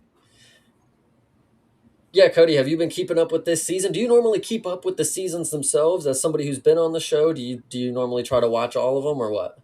Dude, I'll be honest. I don't watch The Ultimate Fighter. He's just like everyone in the community. It is a rare breed that still pays attention to this show, man. Yeah, dude. I got a funny. He hit him in a buggy choke, right? Yep. Yeah. Dude, this guy in my gym always tries to buggy choke me. And every time he fucking gets the buggy choker and attempts to get it, I just stand up and start fucking doing circles and just launch his ass like across the gym. Oh no! Oh no! But either way, what a great story. No. That would be great though if he did just end it on that. I just launch him across. I just launch him across, and then my laptop. I'm fucking out of here. Yeah. All that needs to be said. Well, we'll see if Cody rejoins with us here in a second. We'll chill for a second. Wow, what a funny guy, man. But yeah, no, I mean I mean, I guess, like you said, you spoiled for yourself. I had already seen it. So, not a big deal. But what I wanted to say about it, apparently we all got bad information about him being on the Contender Series, I guess. I guess we were all thinking it was Muhammad Ali that just lost. I think that was what it was. I think there was maybe just a misinterpretation because this is Muhammad Ali, but it's not. It's Muhammad Ali, so right. Either way, just so we can talk about it while we wait for Cody, of course, this is epic. For some reason, it's like you just know sometimes, it's like because the show is set up for you to watch and like see character development. So they know who's that guy kind of deal. They show a lot more because they know who wins the goddamn fights. And so like, I feel like the camera there was the golden ray around Muhammad Ali, man. Obviously he hasn't won yet, but for Christian Strong, was that his name? Yeah. Dude, NPC as they come. This is what he gets, bro. I'm not going to lie, bro. Muhammad Ali is a star. Christian Strong deserves to fucking lose. He certainly talks like one. But this, he did deserve it in this fight. And what we said about Christian, I don't want to go too deep into it because you're going to watch it. But, Christian, he has a very distinct game plan that he sticks to. It's very defined. And when you have a guy who's dynamic, that's if I can give a compliment to Muhammad Ali, it is that he is a dynamic fighter. Like he is one dude who will adjust on the fly. Like he's not going to stay stationary for you. He's not going to give you the fight that you want, which, Christian Strong kind of thrives in an environment where that is more the case, where he's able to, get his wrestling off and hold people in place. Like Muhammad Ali wasn't, he's not going to have that. So I do think, and again, like in the grand scheme of things, this definitely is going to make for a better finale than it would have with Christian Strong, because we know that on the other side is Illenbeck. Yes, no, that is going to be a really good fight. I mean, I'm wondering too with that fight, Elenbek from Uzbekistan, right? Kazakhstan, Kazakhstan. and our guy Muhammad Ali being Azerbaijan. I wonder if we're going to get some regional beef. I wonder if Muhammad Ali is going to come out here and say, I don't like him because he's from that place, you know? Well, I am not going to say anything more about the episode of Tough that you are going to be watching. So that's we'll leave it there. Well, that is a really good point. I tell you though, we have to just wait because this was as the worst time for Cody to accidentally disconnect because the next story is only predicated on Cody being here. Oh my So goodness! All right, let me send him a quick message just to see if we can fill some time though. If you guys didn't know, Valentina Shevchenko and her sister danced on a show. So we're gonna watch this really quick. Yes. Oops, let me. Do we want to mute it for the? Yeah, I was gonna say we're probably gonna get dinged for a couple of things this episode, but yeah, that might be the smarter. And actually, yeah. Perfect timing. Oh, but, okay. Yeah, go ahead. I mean, we could start off with this, and we'll get into the next thing here. Let's see if we can bring Cody back in. We got audio, but no video on you, Cody. There he is. There we go. Okay. Well, Cody, I know we were having a. Sorry, guys. You're great, man. Hey, we're glad you're back. That was a great. Do you want to finish telling your story about you slinging your guy across the gym, or was that just the end of it? Is that he just gets slung every time he? That was it. That's all I had. Anytime I see a damn buggy choke, his name's Todd, and I always tell him, dude, stop freaking trying to buggy choke me. That shit never works. Yeah. It does work if you just sit there and freaking get locked down into it. But as soon as he starts creeping up with it at all, I just stand up and start doing helicopter spins just to mess with him. Then you're certainly a more dynamic fighter than Christian Strong was because staying there and allowing it to happen, that's kind of his style, kind of what he brings to the table. You know what I'll actually bridge and ask from this, speaking of the buggy choke, this actually being applicable and working in an MMA, bout or whatever, we don't really see it that often. But what we are seeing more recently, and by recently I mean a handful of times, is the Scottish twister or Japanese twister, depending on where you're from. Cody, have you experienced this in the gym? Are people catching you with the Scottish twister and or the regular twister more frequently than you feel like they have, or are you using it to your advantage? What's the deal? I try to twister, and I try that Scottish twister like all the time now. Nice. Hell yeah. I always love trying stupid ass moves that are just like, like catch on and you're like, oh, I got to do this one. And then I'll like try it in live competition, like live goes. So I'm like, all right, I got his back. Now I'm going to make him feel like he's getting out, and I'm going to try that twister thing. And it never works, but I try it. And then I fought Damon Blackshear, and he had hit a twister in a UFC fight. And so then I was like, I'm not getting twisted on national television, dude. Not happening. So I brought in this black belt who was really good he wasn't necessarily like a specialist with a twister. He was just a really good on the back, like back take guy, had a ton of submissions, ton of weapons. And he could do a twister pretty good too. But we brought him in, and he was like, I would spend an hour with him just on my back for an hour session where I had to just either escape, we reset, he submit me, we reset, or I just get the shit beat out of me with him on my back for an hour, Epic. Yeah, dude, that sounds grueling, I'll tell you that. But you know what I will say? This is going along with Tough. Again, we get to have a moment with you from The Ultimate Fighter that I didn't think you'd expect to see. But I'm going to bring it up for you. And this is something that, when I originally watched The Ultimate Fighter, there was unexpected error. Oh, brother. Hold on. Refresh. Yeah, hold on. Let me just. But when I would watch The Ultimate Fighter, and when I became a fan of yourself, of course, this is one of the clips that I remember seeing. And this specific part of it, I want to just get your opinion on what you think and how this ages for you. What you said in it was very insightful, of course. And I think it's going to be a little loud, so let me just turn it down a little. But sorry for the fam. I know she said she didn't even want to be in these clips, but here she is. We got her. Yeah, so we'll listen to this. Oops, sorry, we were already full screen. Okay. Yeah, of course, obviously you have aspirations to be a champion, but at the end of the day, if I could retire and put my hat on the hook and say, hey, if nothing else, this helped me put my family in a situation where they got to grow up in a great community and raise my family and kind of ride off into the sunset that way, be a happy man. So, do you feel like you've accomplished that right there? Obviously title aspirations are something that everybody who joins the UFC probably has at one point or another. But do you feel like you've accomplished your ultimate goal of, you know, setting the fam up? You know, obviously I see the garage, man. It's looking like you're in a home, man. This is awesome. So I mean, good stuff going from here, I guess. Yeah, I don't know. I mean, I always, you always think I want to have made more money, and especially when they switched to the goddamn $100,000 bonuses. You know, I was like, all right, I got to get a couple of these before I'm done. You know? So I mean, you always are gonna feel like you should have done more, or you could have done more, but yeah, I mean, honestly, the best thing that's happened for us with fighting was that lawsuit money. We got like 70. I got like 75K from that. Damn. Yeah, glad it was something. That helped me. That helped me open my gym. Like I used like 50K to open the gym. That's awesome.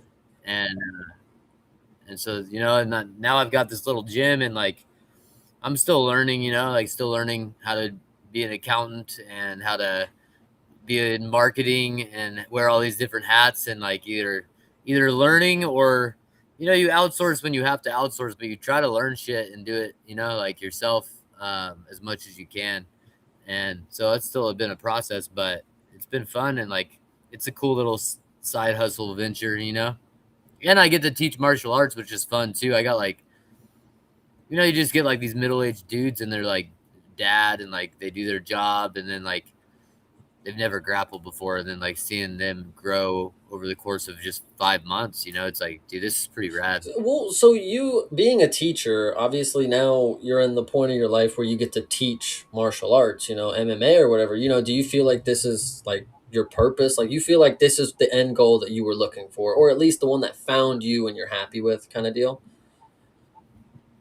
Yeah, I enjoy just like passing on martial arts and just wrestling and jiu-jitsu and striking and like coaching kids wrestling.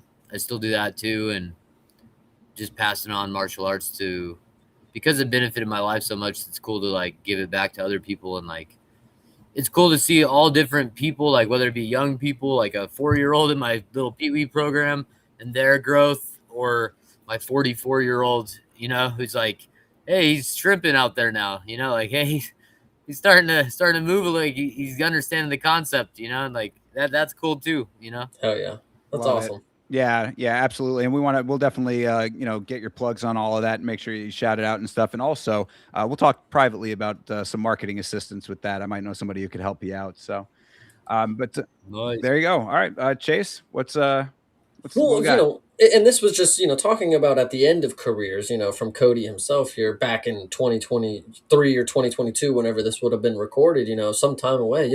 Speaking of, the end of the line, Chris Cyborg was going to retire after her last title fight against Ketlin Vieira, and Ketlin missed by 7 pounds or whatever the hell it was. So the title got pulled from the matchup.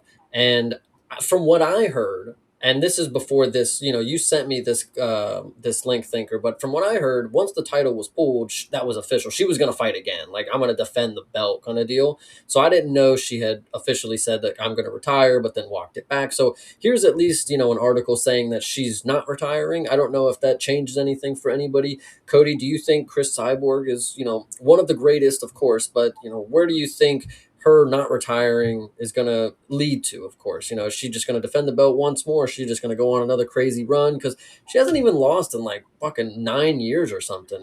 And the PFL is now changing into MVP, so that could be a part of that dynamic too, And before you go, Cody, just make sure you think on this one. MVP could be calling. So now go ahead. But true. Yeah.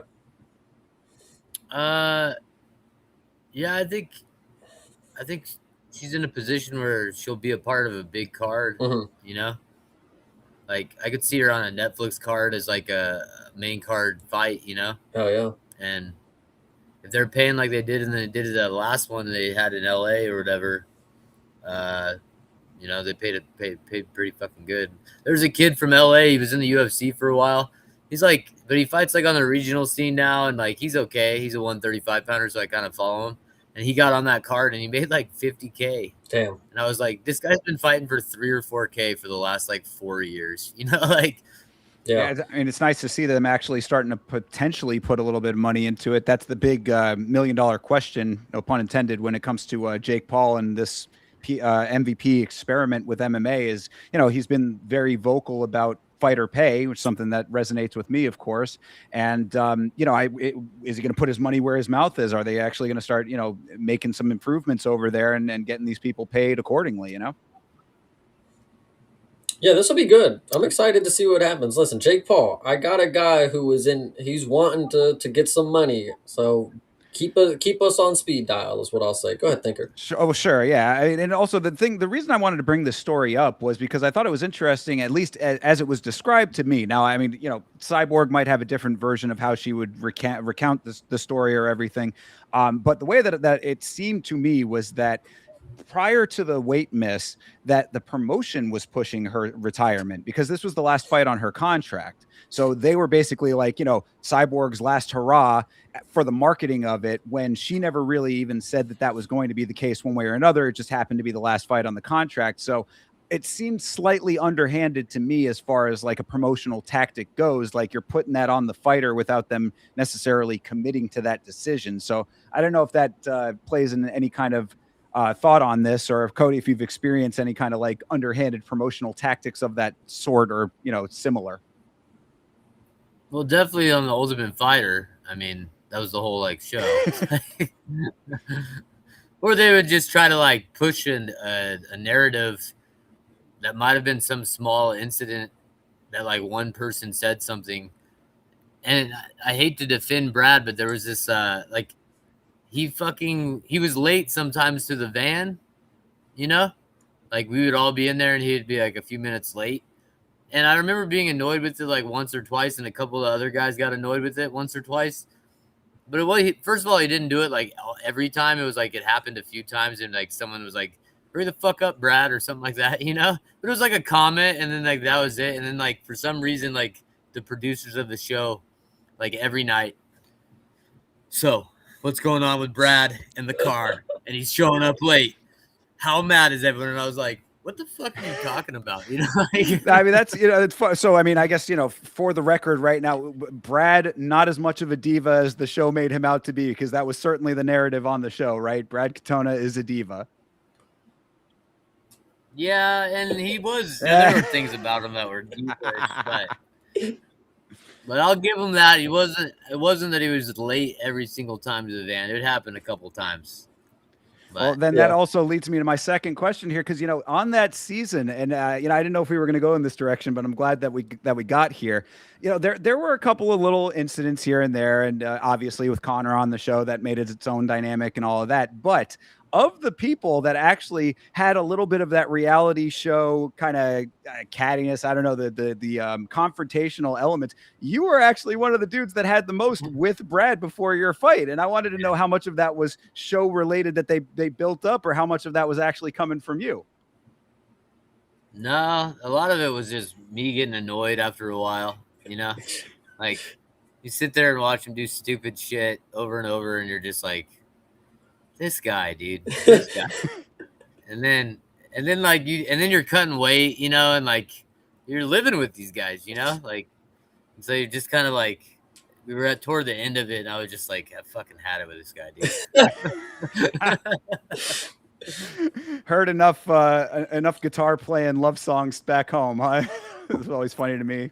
He was writing his poetry and whatnot. I actually thought Brad was funny.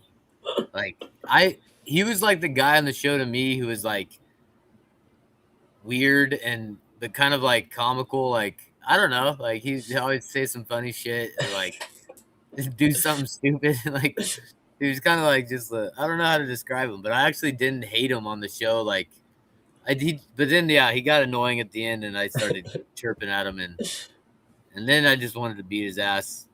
And then he didn't even beat Timur. I saw Timur in Abu Dhabi a couple months, last month or whatever, and got to train with him and hang out with him. And I was like, dude, I think back to it, I'm like, you fucking won that semifinals fight, dude. Yeah, that's crazy that you mentioned that. I actually had thought that he was based on his record and getting let go from the promotion and then fighting in that fight. It was amazing to me that he was. We see this all the time now. People coming into the promotion having not won on the show or having won and then lost. It's crazy to me that they didn't bring him back. Dude, he's super talented. I don't think that they. I think that they look at their numbers and like their markets, and they don't think that the Caucasus region is like killing it for him or something. Like there's got to be a reason that they just. I mean, I think obviously they know that some of the best fighters come from that region, and they just can't. They can't get around that. Like there's nothing they can do. Islam exists. A lot of these guys exist, but. Yeah, I don't know, man. They seem to cut them, sometimes guys with a lot of promise and Timur is solid, man. He's fucking crazy. He would go to Thailand to train and like do some of his training camps and stuff. And then he started looking around and he was like, so all these rich white people just come over here and they pay like buco amounts of money for me to hold pads for him. And he was like, and it's super cheap to live here. So he moved his whole family to Thailand, dude. He holds pads for like rich white guys all day, and he's just like, dude, I'm fucking like living like a king over here, dude. Gotta love it, man. Gotta love it. Yeah, get in how you fit in, man. I mean, we watch Muay Thai on Sundays around here, and Chase on Friday mornings with One Championship. So we're big with Muay Thai fans, and just seeing the difference of the culture, like the advertisements, the conversion from baht to dollar. It's like we got people in the chat talking about retiring there all the time at this point. So it seems like a pretty good life if you want to live it. Yeah, I want to go. I've never been. I know some people who have been, and I want to go train. I want to go fight. I want to get in a fight, like a Muay Thai fight in Thailand. Like that sounds like a lot of fun. Brother, just to say it's like something you did, Like I don't want to fight a killer. Like give me some like I don't know, someone who's not good. I don't want to sit there and fucking trade leg kicks all day. Well, be careful what you wish for, because the commentator of One Championship, Sarah Goye, is 36 years old, and she had a 13-year-old opponent, not like literally a couple months ago. So I don't know how you feel, but you could get an opponent over there who you can win against, Cody. That's all that I'm saying. Could literally be fighting a kid who's the age that you would be teaching. Yeah. Dude, I don't know. Those guys, like, the way they fight and, like, the back and forth nature of it, like, your turn, my turn, kind of like dance that they do. To me, it's fucking like the most rawest, like, and I just don't want to do it. Like, I'm like, dude, I'm not walking, like, because when you're fighting the way I fight is I don't give a shit when I throw leg kicks. Like, you could check it. Like, your mentality's got to be like, I've just got 2 baseball bats on my leg underneath my fucking hips, and I'm just going to chuck these 100 miles an hour, Obviously, you want to be on balance and everything, but like you don't care how hard you're throwing it. You don't care if they check it. But in Muay Thai, man, it just looks like, dude, I don't know. You're just like, I've had fights where I couldn't walk and shit the next day, and you've had like a ton of kicks, and those guys just kick the shit out of each other. I'm good, I think. But I do want to do it just to say I did it. But I need like a one-legged Thai person or something. We can figure it out. But if you're going over there, let me know when you're going, because I've been saying that, again, one of the promotions we watch on Muay Thai Sundays is RWS, Rajadamnern World Series. And Rajadamnern Stadium is one of the coolest venues for fighting. It is my favorite fighting venue of all time. And I am dead set on getting to this venue before I die. So if you're heading over there, let me know, and we can go over together. I'll link up over there with you. Dude, I'd be down. Everyone in the chat's talking about shin, how to condition your shins and shit. Dude, my shins are so fucking raw. My left shin has, they don't know if there's a fragment, but there's like it looks like a goddamn, it's like a puffy where my shin is, and you can move it up and down, and it's like, it's something weird. And then if I kick the bag enough, my shin like deflates, like it goes somewhere in my body, and then after like the next day it'll come back out. But it doesn't hurt. It doesn't hurt. Well, I'm glad. I'm glad that it does that and not hurt, at least, if it's going to do that at all. The doctor was just like, it could be a fragment, and that's causing like this liquid. But he was like, "Does it hurt?" And I was like, "No, it doesn't hurt. It just freaks me out." And he was like, "Well, if it doesn't hurt, you're good." So Oh no. That's wild, man. That's some crazy shit, dude. All right. Well, I mean, circling back around because we were just talking about the Ultimate Fighter, and I did want to at least ask about it since we had that part of the conversation. I think I would be remiss if I did not at least get from the horse's mouth the story of Connor giving you the slap. How did it happen? Why did it happen? And how did you respond to it?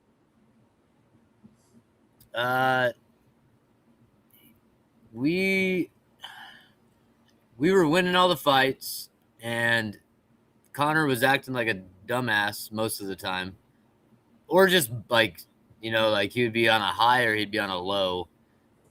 So he'd either be like this crazy guy in the room who's like running around like a fucking leprechaun.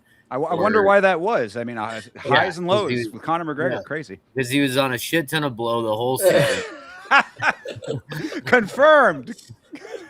100% guaranteed.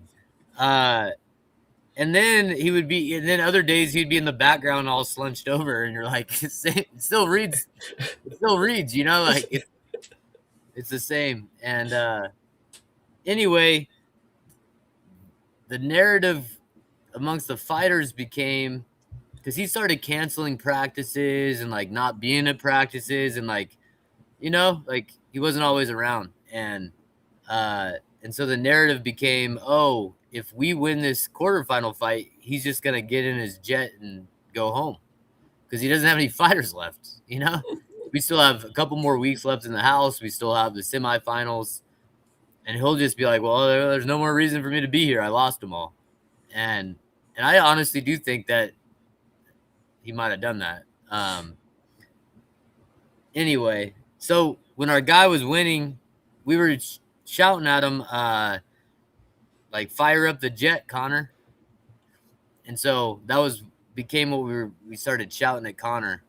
And anyway, after his guy came back and the Rico kid came back and won in the second round, he knocked out Hunter. Connor ran around the back of the Apex's like little stands for the crowd that they used to have, the smaller one. And I didn't see him run back there. And they had us up on like this little like maybe 4-staired stand with the plexiglass in front of us. We had to stand there every time the fights were going on.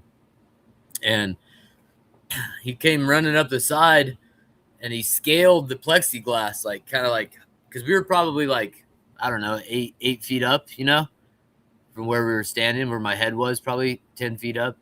And he like scaled up it and he just slaps the shit out of me. And so I'm like just standing there, right? Like I'm like completely blindsided. I'm just like, boom, dude, just get fucking nailed. And then I was like, what the fuck? I didn't know it was him at first. I jumped over the railing of the plexiglass thing, and then I just started chasing him. And then then security just grabbed me, and then I was telling Dana, fuck this shit. Like, what the fuck was this shit, And then and then I just went home and was like in disbelief, like, holy shit. And then somebody told me, like, dude, you should sue his ass. You're going to get a shit ton of money if you sue his ass. And I was like, I don't know, man. I'm not really like a lawsuit guy, like. Yeah, might have been an odd way to handle that in context, but it is a crazy thing to happen. And then for nothing, I mean, did the organization do anything? Did they, no resolution to it, right? Well, what they did was they said, I was like, hey, you guys got video of that shit? Because Robert Drysdale keeps telling me I should sue his ass because he'll owe me, because I'll make more money suing him and set my family up better than however my career goes, like I'll do more there. And I was like, but I don't know. I'm not really sure about the whole suing guy thing. And they're like, no, we didn't get it on video. And then like after the show, like the video leaked because they did get it on video. Like, damn. I knew they got it on video. I knew they did because they followed that guy around. He had a camera on him every moment that he was anywhere in the vicinity of the show or any of it. So Yeah, crazy story, and I'm not surprised at all that they weren't trying to help you out with Golden Boy. So, Dude, that was the anyway. craziest thing. So after all that happened, Connor and me used to have the same manager, Audi Attar, who was my first manager. And so Audi was there the entire time. And after he did that, Connor got nervous that I was gonna sue him. And so when he would be around me, he would act all strange. Like you could tell he'd be like the guy who doesn't know what to do with his hands, you know? Like he's just kind of fumbling and he was just and then he was trying to be all nice to me and I was just like, hey dude, I'm not gonna sue you. Don't worry. That's what I told Audi. I was like, yeah, I'm not gonna fucking sue him. Just tell him he's a bitch. Nice. That's some man shit. All right. Well, then wrapping that up, Chase, you can take back over here. Yeah, no, I think this is perfect because this leads me into the question that I need to get set straight by somebody who has participated in the Ultimate Fighter. I have always said that there is some special privilege that the tough fighters get. From what it sounds like, this does not, I mean, it sounds special, but it does not sound like privilege coming from the end of you. You have guys like Kelvin Gastelum who can continuously miss weight and lose fights and be finished in the fights, and he still gets contracts, you know? But when you look at the position that you're in, it's like, I get fucking slapped by Conor McGregor and they don't give a fuck. Like, what? I don't know, man. It's just crazy. Yeah, they don't give a shit, man. Fuck. Damn Yeah. it. I mean, we have seen, as far as the tough privilege thing goes, fighters that, kind of have rocky roads there. But I think that's more of the guys that are earlier on in their careers that are starting out. The guy who fought Raul, which what I'm talking about, Raul Rosas. What was the one guy? Chase, help me out here. No, yeah, from Tough. Vince Morales. No. Oh God, you're gonna killing me right here, now. Dude. Yeah, no. Anyway, the idea is just that we have seen fighters from the Ultimate Fighter who kind of get a little bit more leeway in the organization,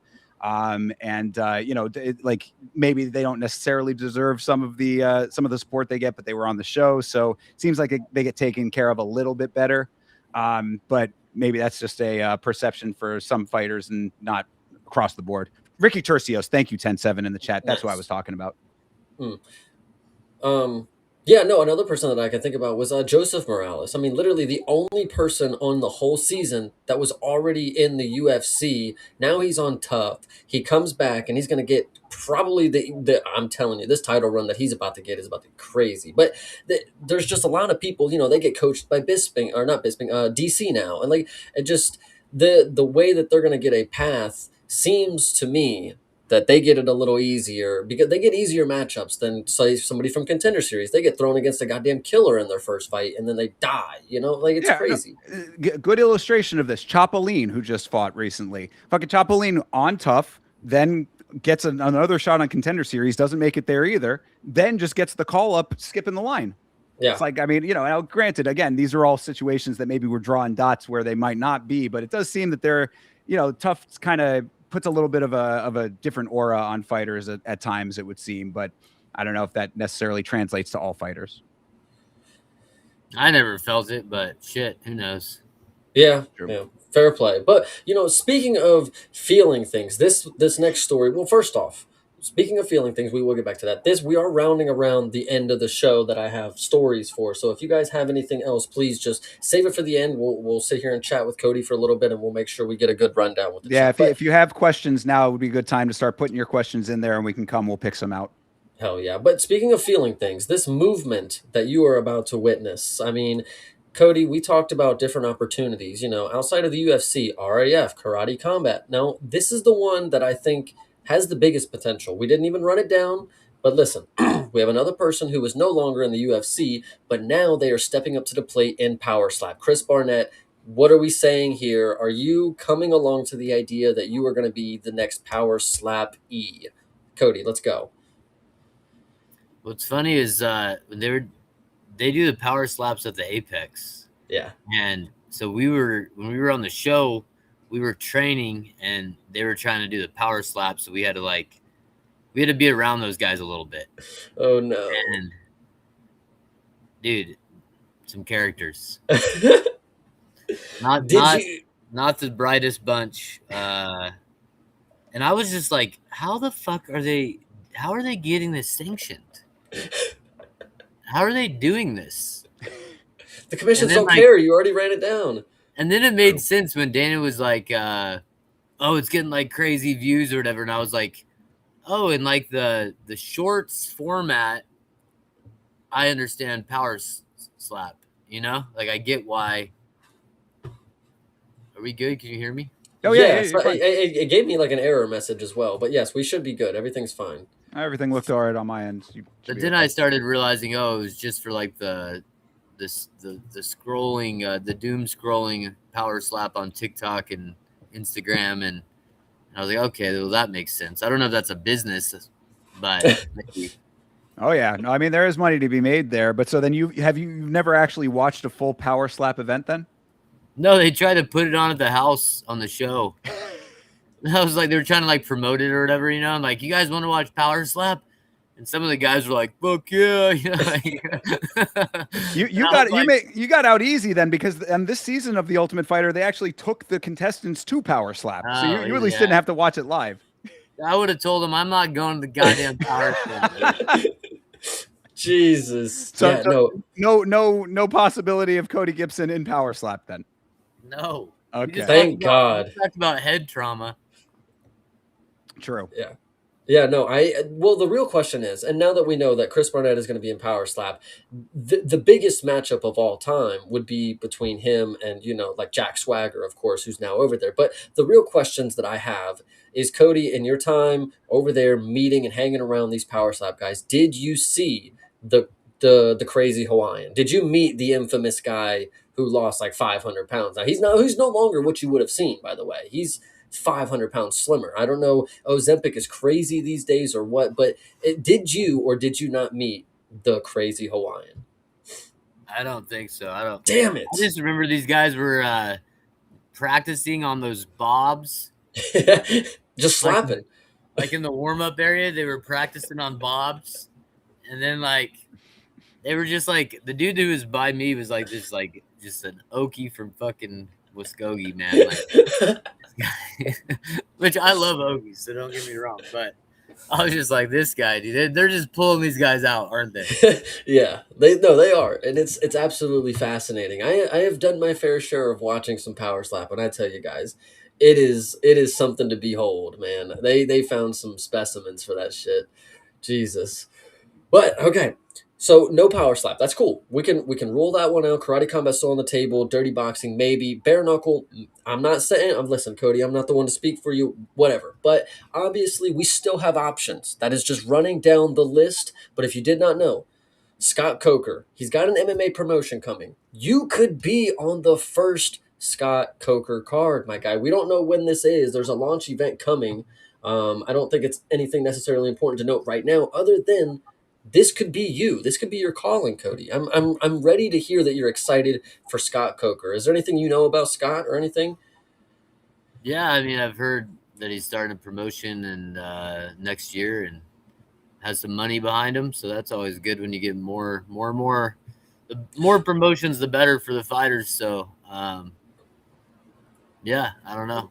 Well, having money and more promotions is not always the key. I mean, you have something like the GFL that was just never even able to get off its feet, you know? So do you have anything were you even called up for the GFL? You didn't end up on their page on the website of people that were rostered that didn't end up signing with them. So I was a little upset there, but did you ever have interest in going to the GFL when you thought it was actually something credible? Yeah, I think all fighters, you know, look for any promotion. And like sometimes as a fighter, from what I've seen too, like you just have to be in the right place at the right time. You know, some of it's just dumb luck. Like the guys that fought on that affliction card back in the day, like Tim Sylvia and shit. Like there were some guys on that card who it was the biggest payday of their career. You know, like they were paying ridiculous money and like for that time. And yeah, I think all fighters look for those sorts of opportunities. But I'm more interested in seeing promotions actually compete. You know, not just be these like, you know, they convince some investors that they've got something and then they do a few shows and then they disappear, you know? Yeah, I mean that's really why this is one that I wanted to bring to the show with the Coker promotion here, and the reason that I wanted to talk about it is for that exact reason. Basically, I mean Scott Coker's a dude. Bellator was pretty successful in its time. And Scott Coker, as far as I have heard, at least now, I mean, I'm not as boots on the ground as you might be, Cody, of course, but like anything that I've ever heard in this space has always been very positive about Scott Coker. He really has a pretty positive reputation amongst fighters and fans, and it seems, and personnel in the space. However, we did see Bellator get bought out by PFL. PFL became one of the biggest failures of the modern era, I would say, as far as promotions go, and is now becoming MVP because of that.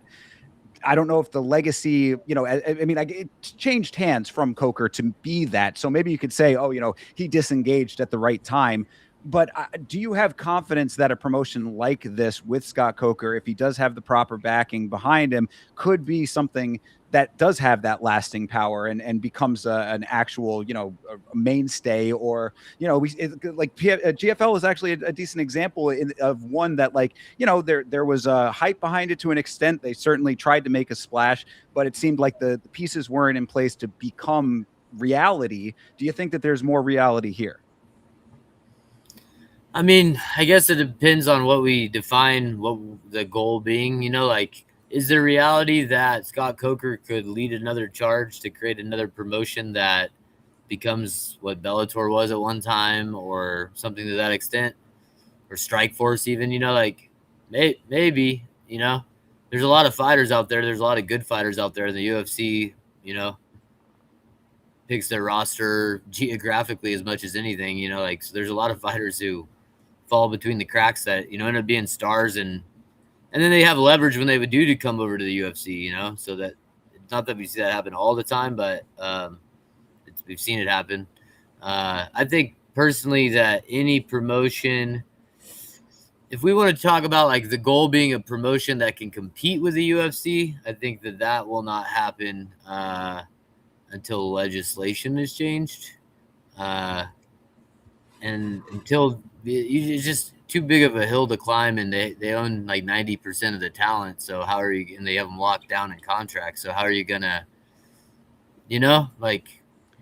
Yeah, I know very, very well on that one. I mean, they spent many years absorbing all of these other promotions at the time. I mean, really, if you trace the history back, the strategy was almost like a venture capital kind of strategy. You did all the competition in the space, you just absorb all of that.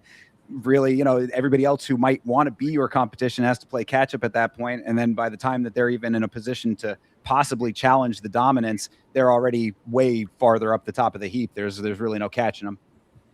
And not even that too, like from another perspective, like it's not just the top promotions. Like if you look down, or if you look in the United States at least, and really a couple around the world, like the regional promotions that have been long-standing and have been on Access TV or have been around for a long time, they're all consolidated now under the UFC banner. And what I see with that is an organization like LFA, right? Like young fighters want to fight on an LFA promotion because they get a lot of guys to the UFC. Ed Soares is connected to the UFC. It's on UFC Fight Pass. So the UFC, to some extent, their Fight Pass branch does some sort of promotion, and that legitimizes it for the fighter and their family and friends, and they'll go fight a main event LFA fight for $1,500 against a 13-0 Brazilian, and it's like, I don't know. And then to me, that just speaks more about the consolidation, because you want to fight on an LFA card because you can get to the UFC. It's like that pipeline. Yeah. So it's not like the promotions, even the regional promotions, are fighting for talent. It's like, no, these are the ones that the talented guys go to, and they'll fight for pennies because we're the gateway to where they want to get to. Yeah. It's crazy. I just hope Scott Coker is, I see the chat, of course, talking about Strikeforce and Coker help starting that one as well. It is a nice thought that there's going to be a new promotion that just opens up and all the fighters, all the greatest fighters in the world are going to go there and compete, and people are going to watch. It's great to think about. I just don't know how logical it is. I saw, again, GFL, going back to it, they had one investor pull out and the whole thing just like got screwed up for a whole year. Who's to say the newest investor that pulled out is not the person who's trying to fund this with Coker? He ran right to Coker, like, all right, they can't do it over here. I'm going to give you the money. You figure it out. And who knows if they just jump ship once again? I don't know. That's just conversation starters, of course. But it is good to see people taking risks and the opportunity to try to start something new.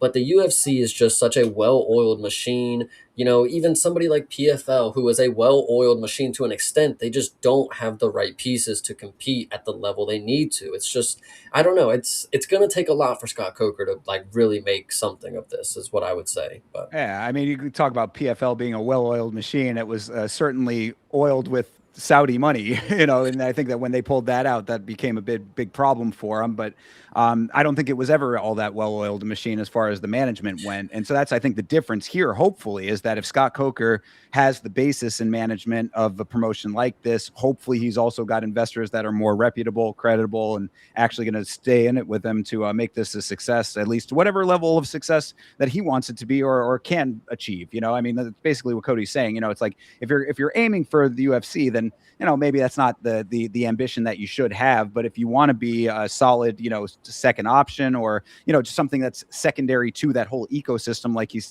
Cody was saying, like outside of the feeder system as well, there is opportunity there, I would say. And it's really, I think, also a matter of how much the fight enjoying public is going to want to put into it. I mean, I'm on stream 4 days a week watching regional promotions and all of that. Like, how many and more average fans who don't do it the way that you and I do it, Chase, like how many people are actually going to make that investment if they're watching on Saturday as well? You want to devote an entire Wednesday night also to fights too. It's like, it's a little bit of an ask. So it's an interesting dynamic there. no, absolutely. Well, it's just all interesting to think about, and I'm glad we were able to get a bunch of opinions, based on all these different promotions and, the availability that Cody could have with them. Just once again, make sure to pick up the phone and give us a call over here at 513-777 something like that. But the last portion that I have, this is a fan. Not a fan of, but whatever you want to say. The chat had suggested this video. We were going to bring it up a little earlier when Cody disconnected, but we had to save it because I think Cody is going to be really interested in this. I don't know if you guys know, there's a fighter named Valentina Shevchenko, but apparently she does some dancing on a show in 2013, and she's in heels too, by the way. So let's go ahead and see how she manages this one. No sound, so we don't get copyrighted. Yeah, but let's I got copyrighted music here, but this is Dafacio Dabble. Yeah, Valentina. Tattoos, they do add up. Does look like her so far. Okay. Before the gun tattoo, I guess. Yeah, dancing with the Peruvian stars. Yeah, what is happening here? I mean, it's focus the camera, fix the camera on him for a second here. I mean, I'm not able to actually like make out all of what's happening. The camera's cutting a whole lot, but you can see she certainly moves. This is how you find out why she learned to speak Spanish, is so she could join this show. Well, I mean, I'm glad she did with the way that she's shaking over here. Chad, this isn't how she dances after her fights. True, it's a whole different style. She's getting a lot. Look, she's Jesus. She's getting a little risque. I was gonna say, I would like, it would be great if she gets a knockout and then does this. Yeah, you know that guy she's dancing with did not bang her. Yeah, true. That's the unfortunate part. He's probably gay. Brother. Damn, Valentina she's cooking right now. Did they win? Is this like the winning performance, or damn, she came over with a high kick. Brought in a little MMA to it, a little martial arts, just to honor the roots. MMA on dance. Thinker, we got to start a channel. Dancing with the Stars, is it like their version of that? Yeah, something like that. Yeah, she was on, I think, a reality show, and then this might have been a portion of it. So I don't know if the whole show was dance related, but she spent a lot of time in South America, in Peru, doing this stuff. So she was there for a while, and I guess maybe either this was that show or she did multiple shows. But obviously, got the moves to back it all up. Yeah, this is like 10 times more impressive than, like, obviously she's in a dance, competition, but when you see her dance after her wins, it's like, oh, she knows how to do like she knows how to do a little strutty strut, but no, like she actually does know how to dance. Like, that's crazy. So now multiple genres of dance too. That's pretty impressive. I agree. I agree. Yeah, I wonder what other one does she crunk too? Is this like a thing that she can do? she's one of the Jabberwockies, the Peruvian Jabberwockies. Yeah, I can't believe that a woman of many skills, of course. This is your champion, by the way. I mean, she's one of the best of all time. She's got like 10 rubies on that belt, and probably a Dancing with the Peruvians trophy at home. I don't know. It's crazy. So then how many of these dance moves now, Cody, are you planning on incorporating into your own post-fight celebration is the big question here. Dude, I hate it. I hate when people dance in their post-fight celebration. Like sometimes like Brazilians will, like they do like this whole like thing, and I'm just like, I don't know. I don't know. It's just not me. So what are you supposed to do? I think you do what you, I guess, feel like you need to do, I guess, in the moment, but don't climb on the cage. I fucking climb on the cage sometimes, but honestly, like if you knock the guy out, I kind of feel bad for the dude. Yeah. If he's not an asshole and I'm like, nah, that's a solid dude, like we just had a good fight, and if I knock him out, then I'm like, or I finish him pretty brutally or submit him. Not even if I don't submit him, I don't really give a shit because I'm like, But if I like fuck a guy out, like I kind of feel like, damn, dude. I don't know, because I've been there. You've been on the other side, so like, I don't know. Not that I'm like hugging the guy or anything, but sometimes you see a dude get like knocked out, and then the dude who knocks him out tries to like console him while he's still like knocked out. And you're like, hey man, this isn't the moment, dude. You gotta like let him breathe for a few seconds. Like I give him like a solid few minutes, like if you want to go and like, hey, good fight, it happens or whatever. But like they'll do it like immediately, and you're like, oh goddamn, this never turns out well, Yeah, well, this actually brings up an interesting topic. Just rounding out the end of the show, doing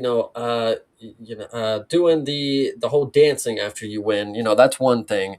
Jumping on the cage is another. What are some other things that you dislike? I'll give you one off the top. If you do or dislike, or you like or you dislike when they start hugging before the third round of the fight, after the first round, after the second round, we do all the hugging, we do the knuckle touches, we high five in the middle of the fight. Ian Gary, prime example of just doing way too much of this shit in the middle of the fight. You have 5 rounds, and the last minute that you have, you want to fucking be happy and high five and shit. So what do you feel about that, Cody? Are you in it for is it fight time when the cage closes, or is it time to fucking high five and shit?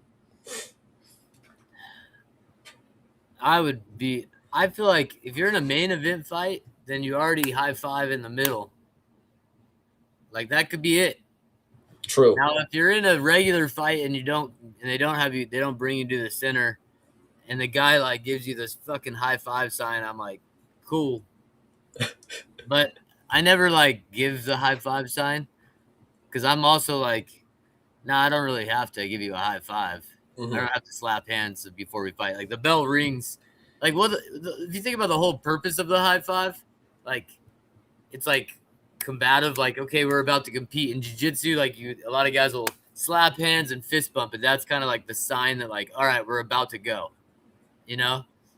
But fighting has way more serious repercussions, way more money's on the line. It's not a Wednesday night with Tony the accountant, it's like, no, this is like important. And then 2, yeah, it wastes time. I actually agree with what Dana was saying about this is your moment. You have 5 minutes left. You've trained your entire life for this opportunity to take down the Dagestani. And how much time did you waste? Like I 100% thought that was accurate. Like, yeah, I don't know. Yeah, Dana sometimes, listen, I hate to say it, but his opinion sometimes really does cook. When he's on Contender Series and he tells people why they're not getting a contract, every time you're like, God damn it, he's right though. Like he's so right when he's on it, but when he's just not in the mood, Dana definitely has his times where he's just off the ball. But I've always respected Dana for being that real, commentator of the sport. Like, he's the guy in charge. Like, he can make the call, and he does. I came from watching basketball. It's like, bro, Adam Silver would never fucking do shit like this. He would never say LeBron James should have fucking played harder. Like, Dana White will come out and tell people, like, you should have done this, you should have done that. Here's what I think you should have done. And his opinion don't fucking matter more than anybody else's. But, like, he's the one who calls the shots. You better start fucking trying to play to his strengths. I don't know. So Dana's an interesting guy, I'll tell you that. But it's just all fun and games, I think, at the end of the day. Perhaps. Well, so is that the last of the stories here? That is the last of the stories. Yes, that was the end of it. We had a little bit of some contender series. I'm glad we got to run through Tough. A little memory lane run back. We got to talk about some new MMA promotions, some older ones, some new signings. I feel like there was a lot of stuff that we covered here today, man. This was really nice. For sure. And I mean, just real quick, because we did have a couple. I know that not a ton of them, and we can get through these quickly, so I don't want to keep you any longer than we've already gone. But I did have a question in the chat. Shout out to the 10-7. They asked, who do you watch on MMA YouTube, Cody? Well, I listened to John Nash and his podcast. I don't watch him on YouTube. I just listen to it in my truck. He has a really good podcast about the financial side of MMA and follows the antitrust cases really closely, probably better than anybody. So, what is his called? Hey, Not the Face. Hey, Not the Face. Yeah, I like that. He has a good intro, too. Excellent. By the way, your intro is awesome. Not only is it a cool-ass photo of Darren Elkins, but Darren Elkins is a fucking great guy. Yeah. Appreciate that, dude. Hell yeah. I've got to train with him and hung out with him a few times, and super good dude. And I was like, man, that's a badass photo. So, well, hey, since you brought him up, Darren Elkins, he just retired not too long ago. I mean, do you want to have to say anything about his retirement fight? I mean, a lot of people were upset with how it ended, probably premature, to some people's standards. But at least we didn't see him go unconscious or have like a very brutal way out. I mean, it's not the worst way out for Darren Elkins when you've seen what he has accumulated over his career, I would say. But it definitely lackluster for a single performance. But for Darren Elkins to retire on it, it's like, gosh, I really didn't want to see him unconscious or something, like his family was there and kids. So I don't know. What do you think about that? Dude, I think that guy's taking way too many shots to the head. His speech is delayed. He needs to stop fighting. He probably should have stopped fighting a long time ago. But man, that guy had some crazy comebacks back in the day, and he was always a dog, and he always had horrible striking, and somehow still beat everyone's ass or a lot of people. Mirsad Bektik, I was supposed to fight that guy one time. That kid was like a hot ass prospect, and when he beat him, I was like, hell yeah, that was awesome. Yeah, dude. Yeah, shout out Darren Elkins. A lot of people, especially, the UFC seems greedy when it comes to video packages and actually caring if you're going to retire, but they seem to care when Darren Elkins retired. So that's more that you could say the Nico Price. He just got his ass out the door. They kicked him on the way out, So good for Darren Elkins, I would say something like that. But happy for him to again not be lifeless on his way out where his family could see that, I would say. Yeah, and to go out on his own terms, as he said in his pre-fight interview. He was making the decision himself, which I appreciate too. Yeah, I actually think he came across really well in his post-fight speech as well. After he got finished, of course, that's just how the chips fall sometimes. So it's the fight game. So absolutely. And then the other question I wanted to get to, because I thought it was a good one. This is from our dude Sanjay. He asks, what do you eat as far as diet daily, and how many meals, as well as how many calories? Like when I'm in fight camp, or when I would assume for fight camp. Yeah. I used to be a dumbass, and I would just not eat carbs for like years. This was the way I did it, where I would just not eat carbs. I ate a shit ton of avocados and almonds and protein, and just wouldn't eat bread or rice or even that much fruit. a little bit of fruit, but not a ton of carbs. And did that for most of my career, and probably the last like 4 or 5 years. Learn more about diets and energy and at least macronutrients. And so then I started eating carbs. And I would eat a cup of rice every day for lunch with some protein, some chicken and vegetables. Make different ones. You can make Mexican style or teriyaki style, or you just kind of mix it up. And I eat Greek yogurt. I eat protein shakes and string cheese sometimes, and a lot of fruit. Fruit's a great energy source, especially if you're trying to be like not caffeine driven for energy. Like, oh, I need caffeine to get to the gym after work. A lot of people are in that kind of position where they just have an energy drink every day to get through. And so I always thought that fruit was a good alternative to get your ass some energy. And that's the kind of energy that it's like real energy, not like I'm fucking hyped up for a little while. I'm going to be shaky and kind of feel like shit, but man, I'm awake, Yeah. Well, that's good. Yeah. Wouldn't know anything about that personally. No, Pinker's on his 5th Red Bull right now, dude. He's definitely feeling it. No shit. Well, and I guess what I also was, do you not keep like a specific calorie number then that you're looking to hit or stay under or any of that kind of stuff?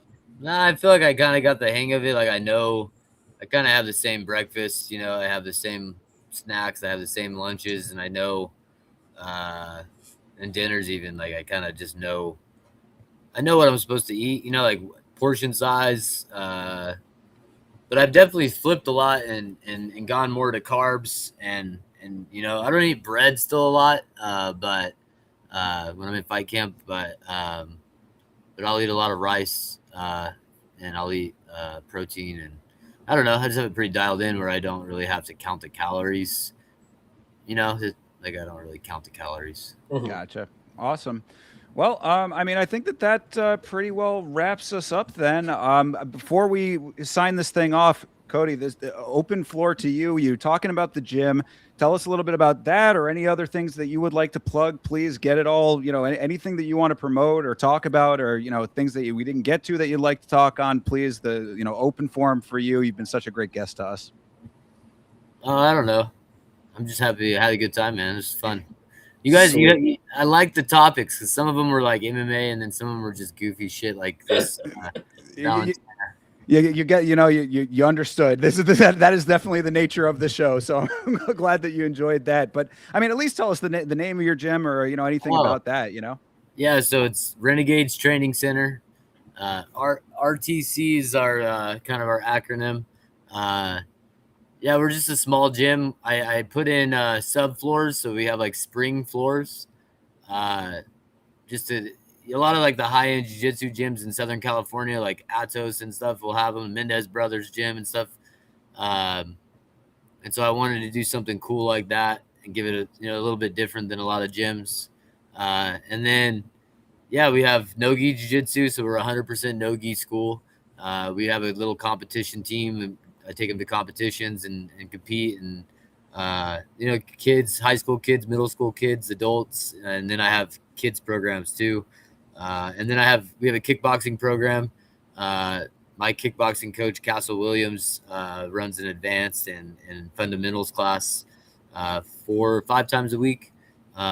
So, and then my wife runs the HIIT classes at 5 a.m. in the morning.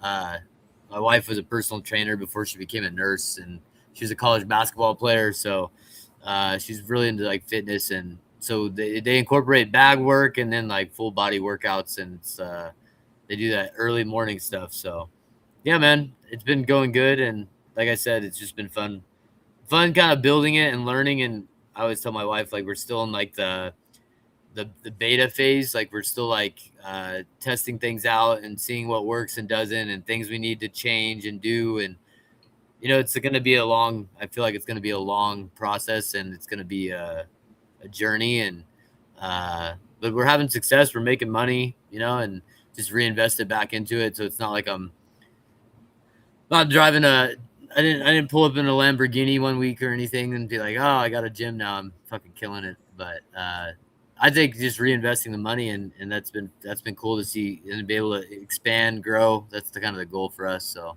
yeah, man, it's been fun. That's Fantastic. awesome. Yeah, I'd love to hear it, man. That's great stuff. I hope everything continues to go great with the gym, and obviously being the trainer there. Obviously teaching everybody, and I like hearing that it's the wife's doing a little bit stuff there too. It's a little team effort, man. That's awesome. Love it.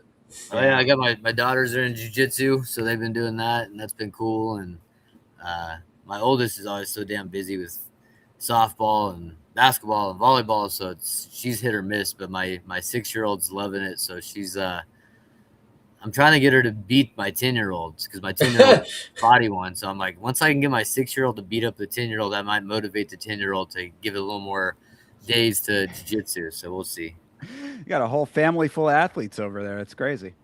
Yeah, man, I married my wife is more athletic than I am. Like, dude, she beats my ass in so many things. Like, so I got her doing some kickboxing too. She hates jiu-jitsu. She's like, I don't want sweat. I don't want anyone like sweating on my face. And I'm like, I don't really like it. Doesn't. I don't care if they bleed on my face. Yeah, no, she's valid for sure. Yeah, and it all started on MySpace. Let's never forget. Speaking of, then, Cody, what are your handles? Instagram, Twitter, are they all the same? Yeah, just the Renegade 559. I don't even live in the 559 anymore, but yeah, it's just I'm on Instagram, Twitter. I get on Twitter, I look at shit, but I don't really post anything anymore. It's just the people kind of bother me after a while, and you're like, dude, do I really? And then you find yourself in these stupid like conversations and fights with these dipshits, and you're just like, why am I wasting my day doing this? Like, who gives a shit about this guy who's just coming at me? And then so you're like, So now I'm more of like a people watcher on Twitter, but yeah, I don't know. I'm thinking about turning in my iPhone and getting a flip phone and just disappearing too. So, Nice. Well, until that happens, make sure that you follow Cody Gibson on all of the socials that he is still on and for the time that he will be there. Yeah, man, thank you so much for joining us for this, Cody. Thank you for sharing all of your insights into the sport and your insights on these stories that we talked about. Any last words before we close this thing out? No, man, I appreciate you guys having me on. Let's do it again sometime. That was fun. Love it. Sweet. I love to hear that, man. We will definitely be doing it again if that's what the answer is, man. Hell yeah. Absolutely. All right. Well, then that being said, guys, thank you all out there very much for hanging out with us, for all the people that have stuck through for this one. We really appreciate it. Definitely a big deal for us around here. So until we see you next time, more coming this week, yamashow.com for all your merchandise needs and stuff. We got to get Cody Gibson and some Yama merch. We'll get some out to you. Yeah, yamashow.com, more stuff coming on the channel always. Just make sure you got your notifications on, like and subscribe if you're not already. And we will see you in the next installment of whatever it may be. So until that time, everybody, you have a great rest of your night, a great rest of your week. And as always, fight on.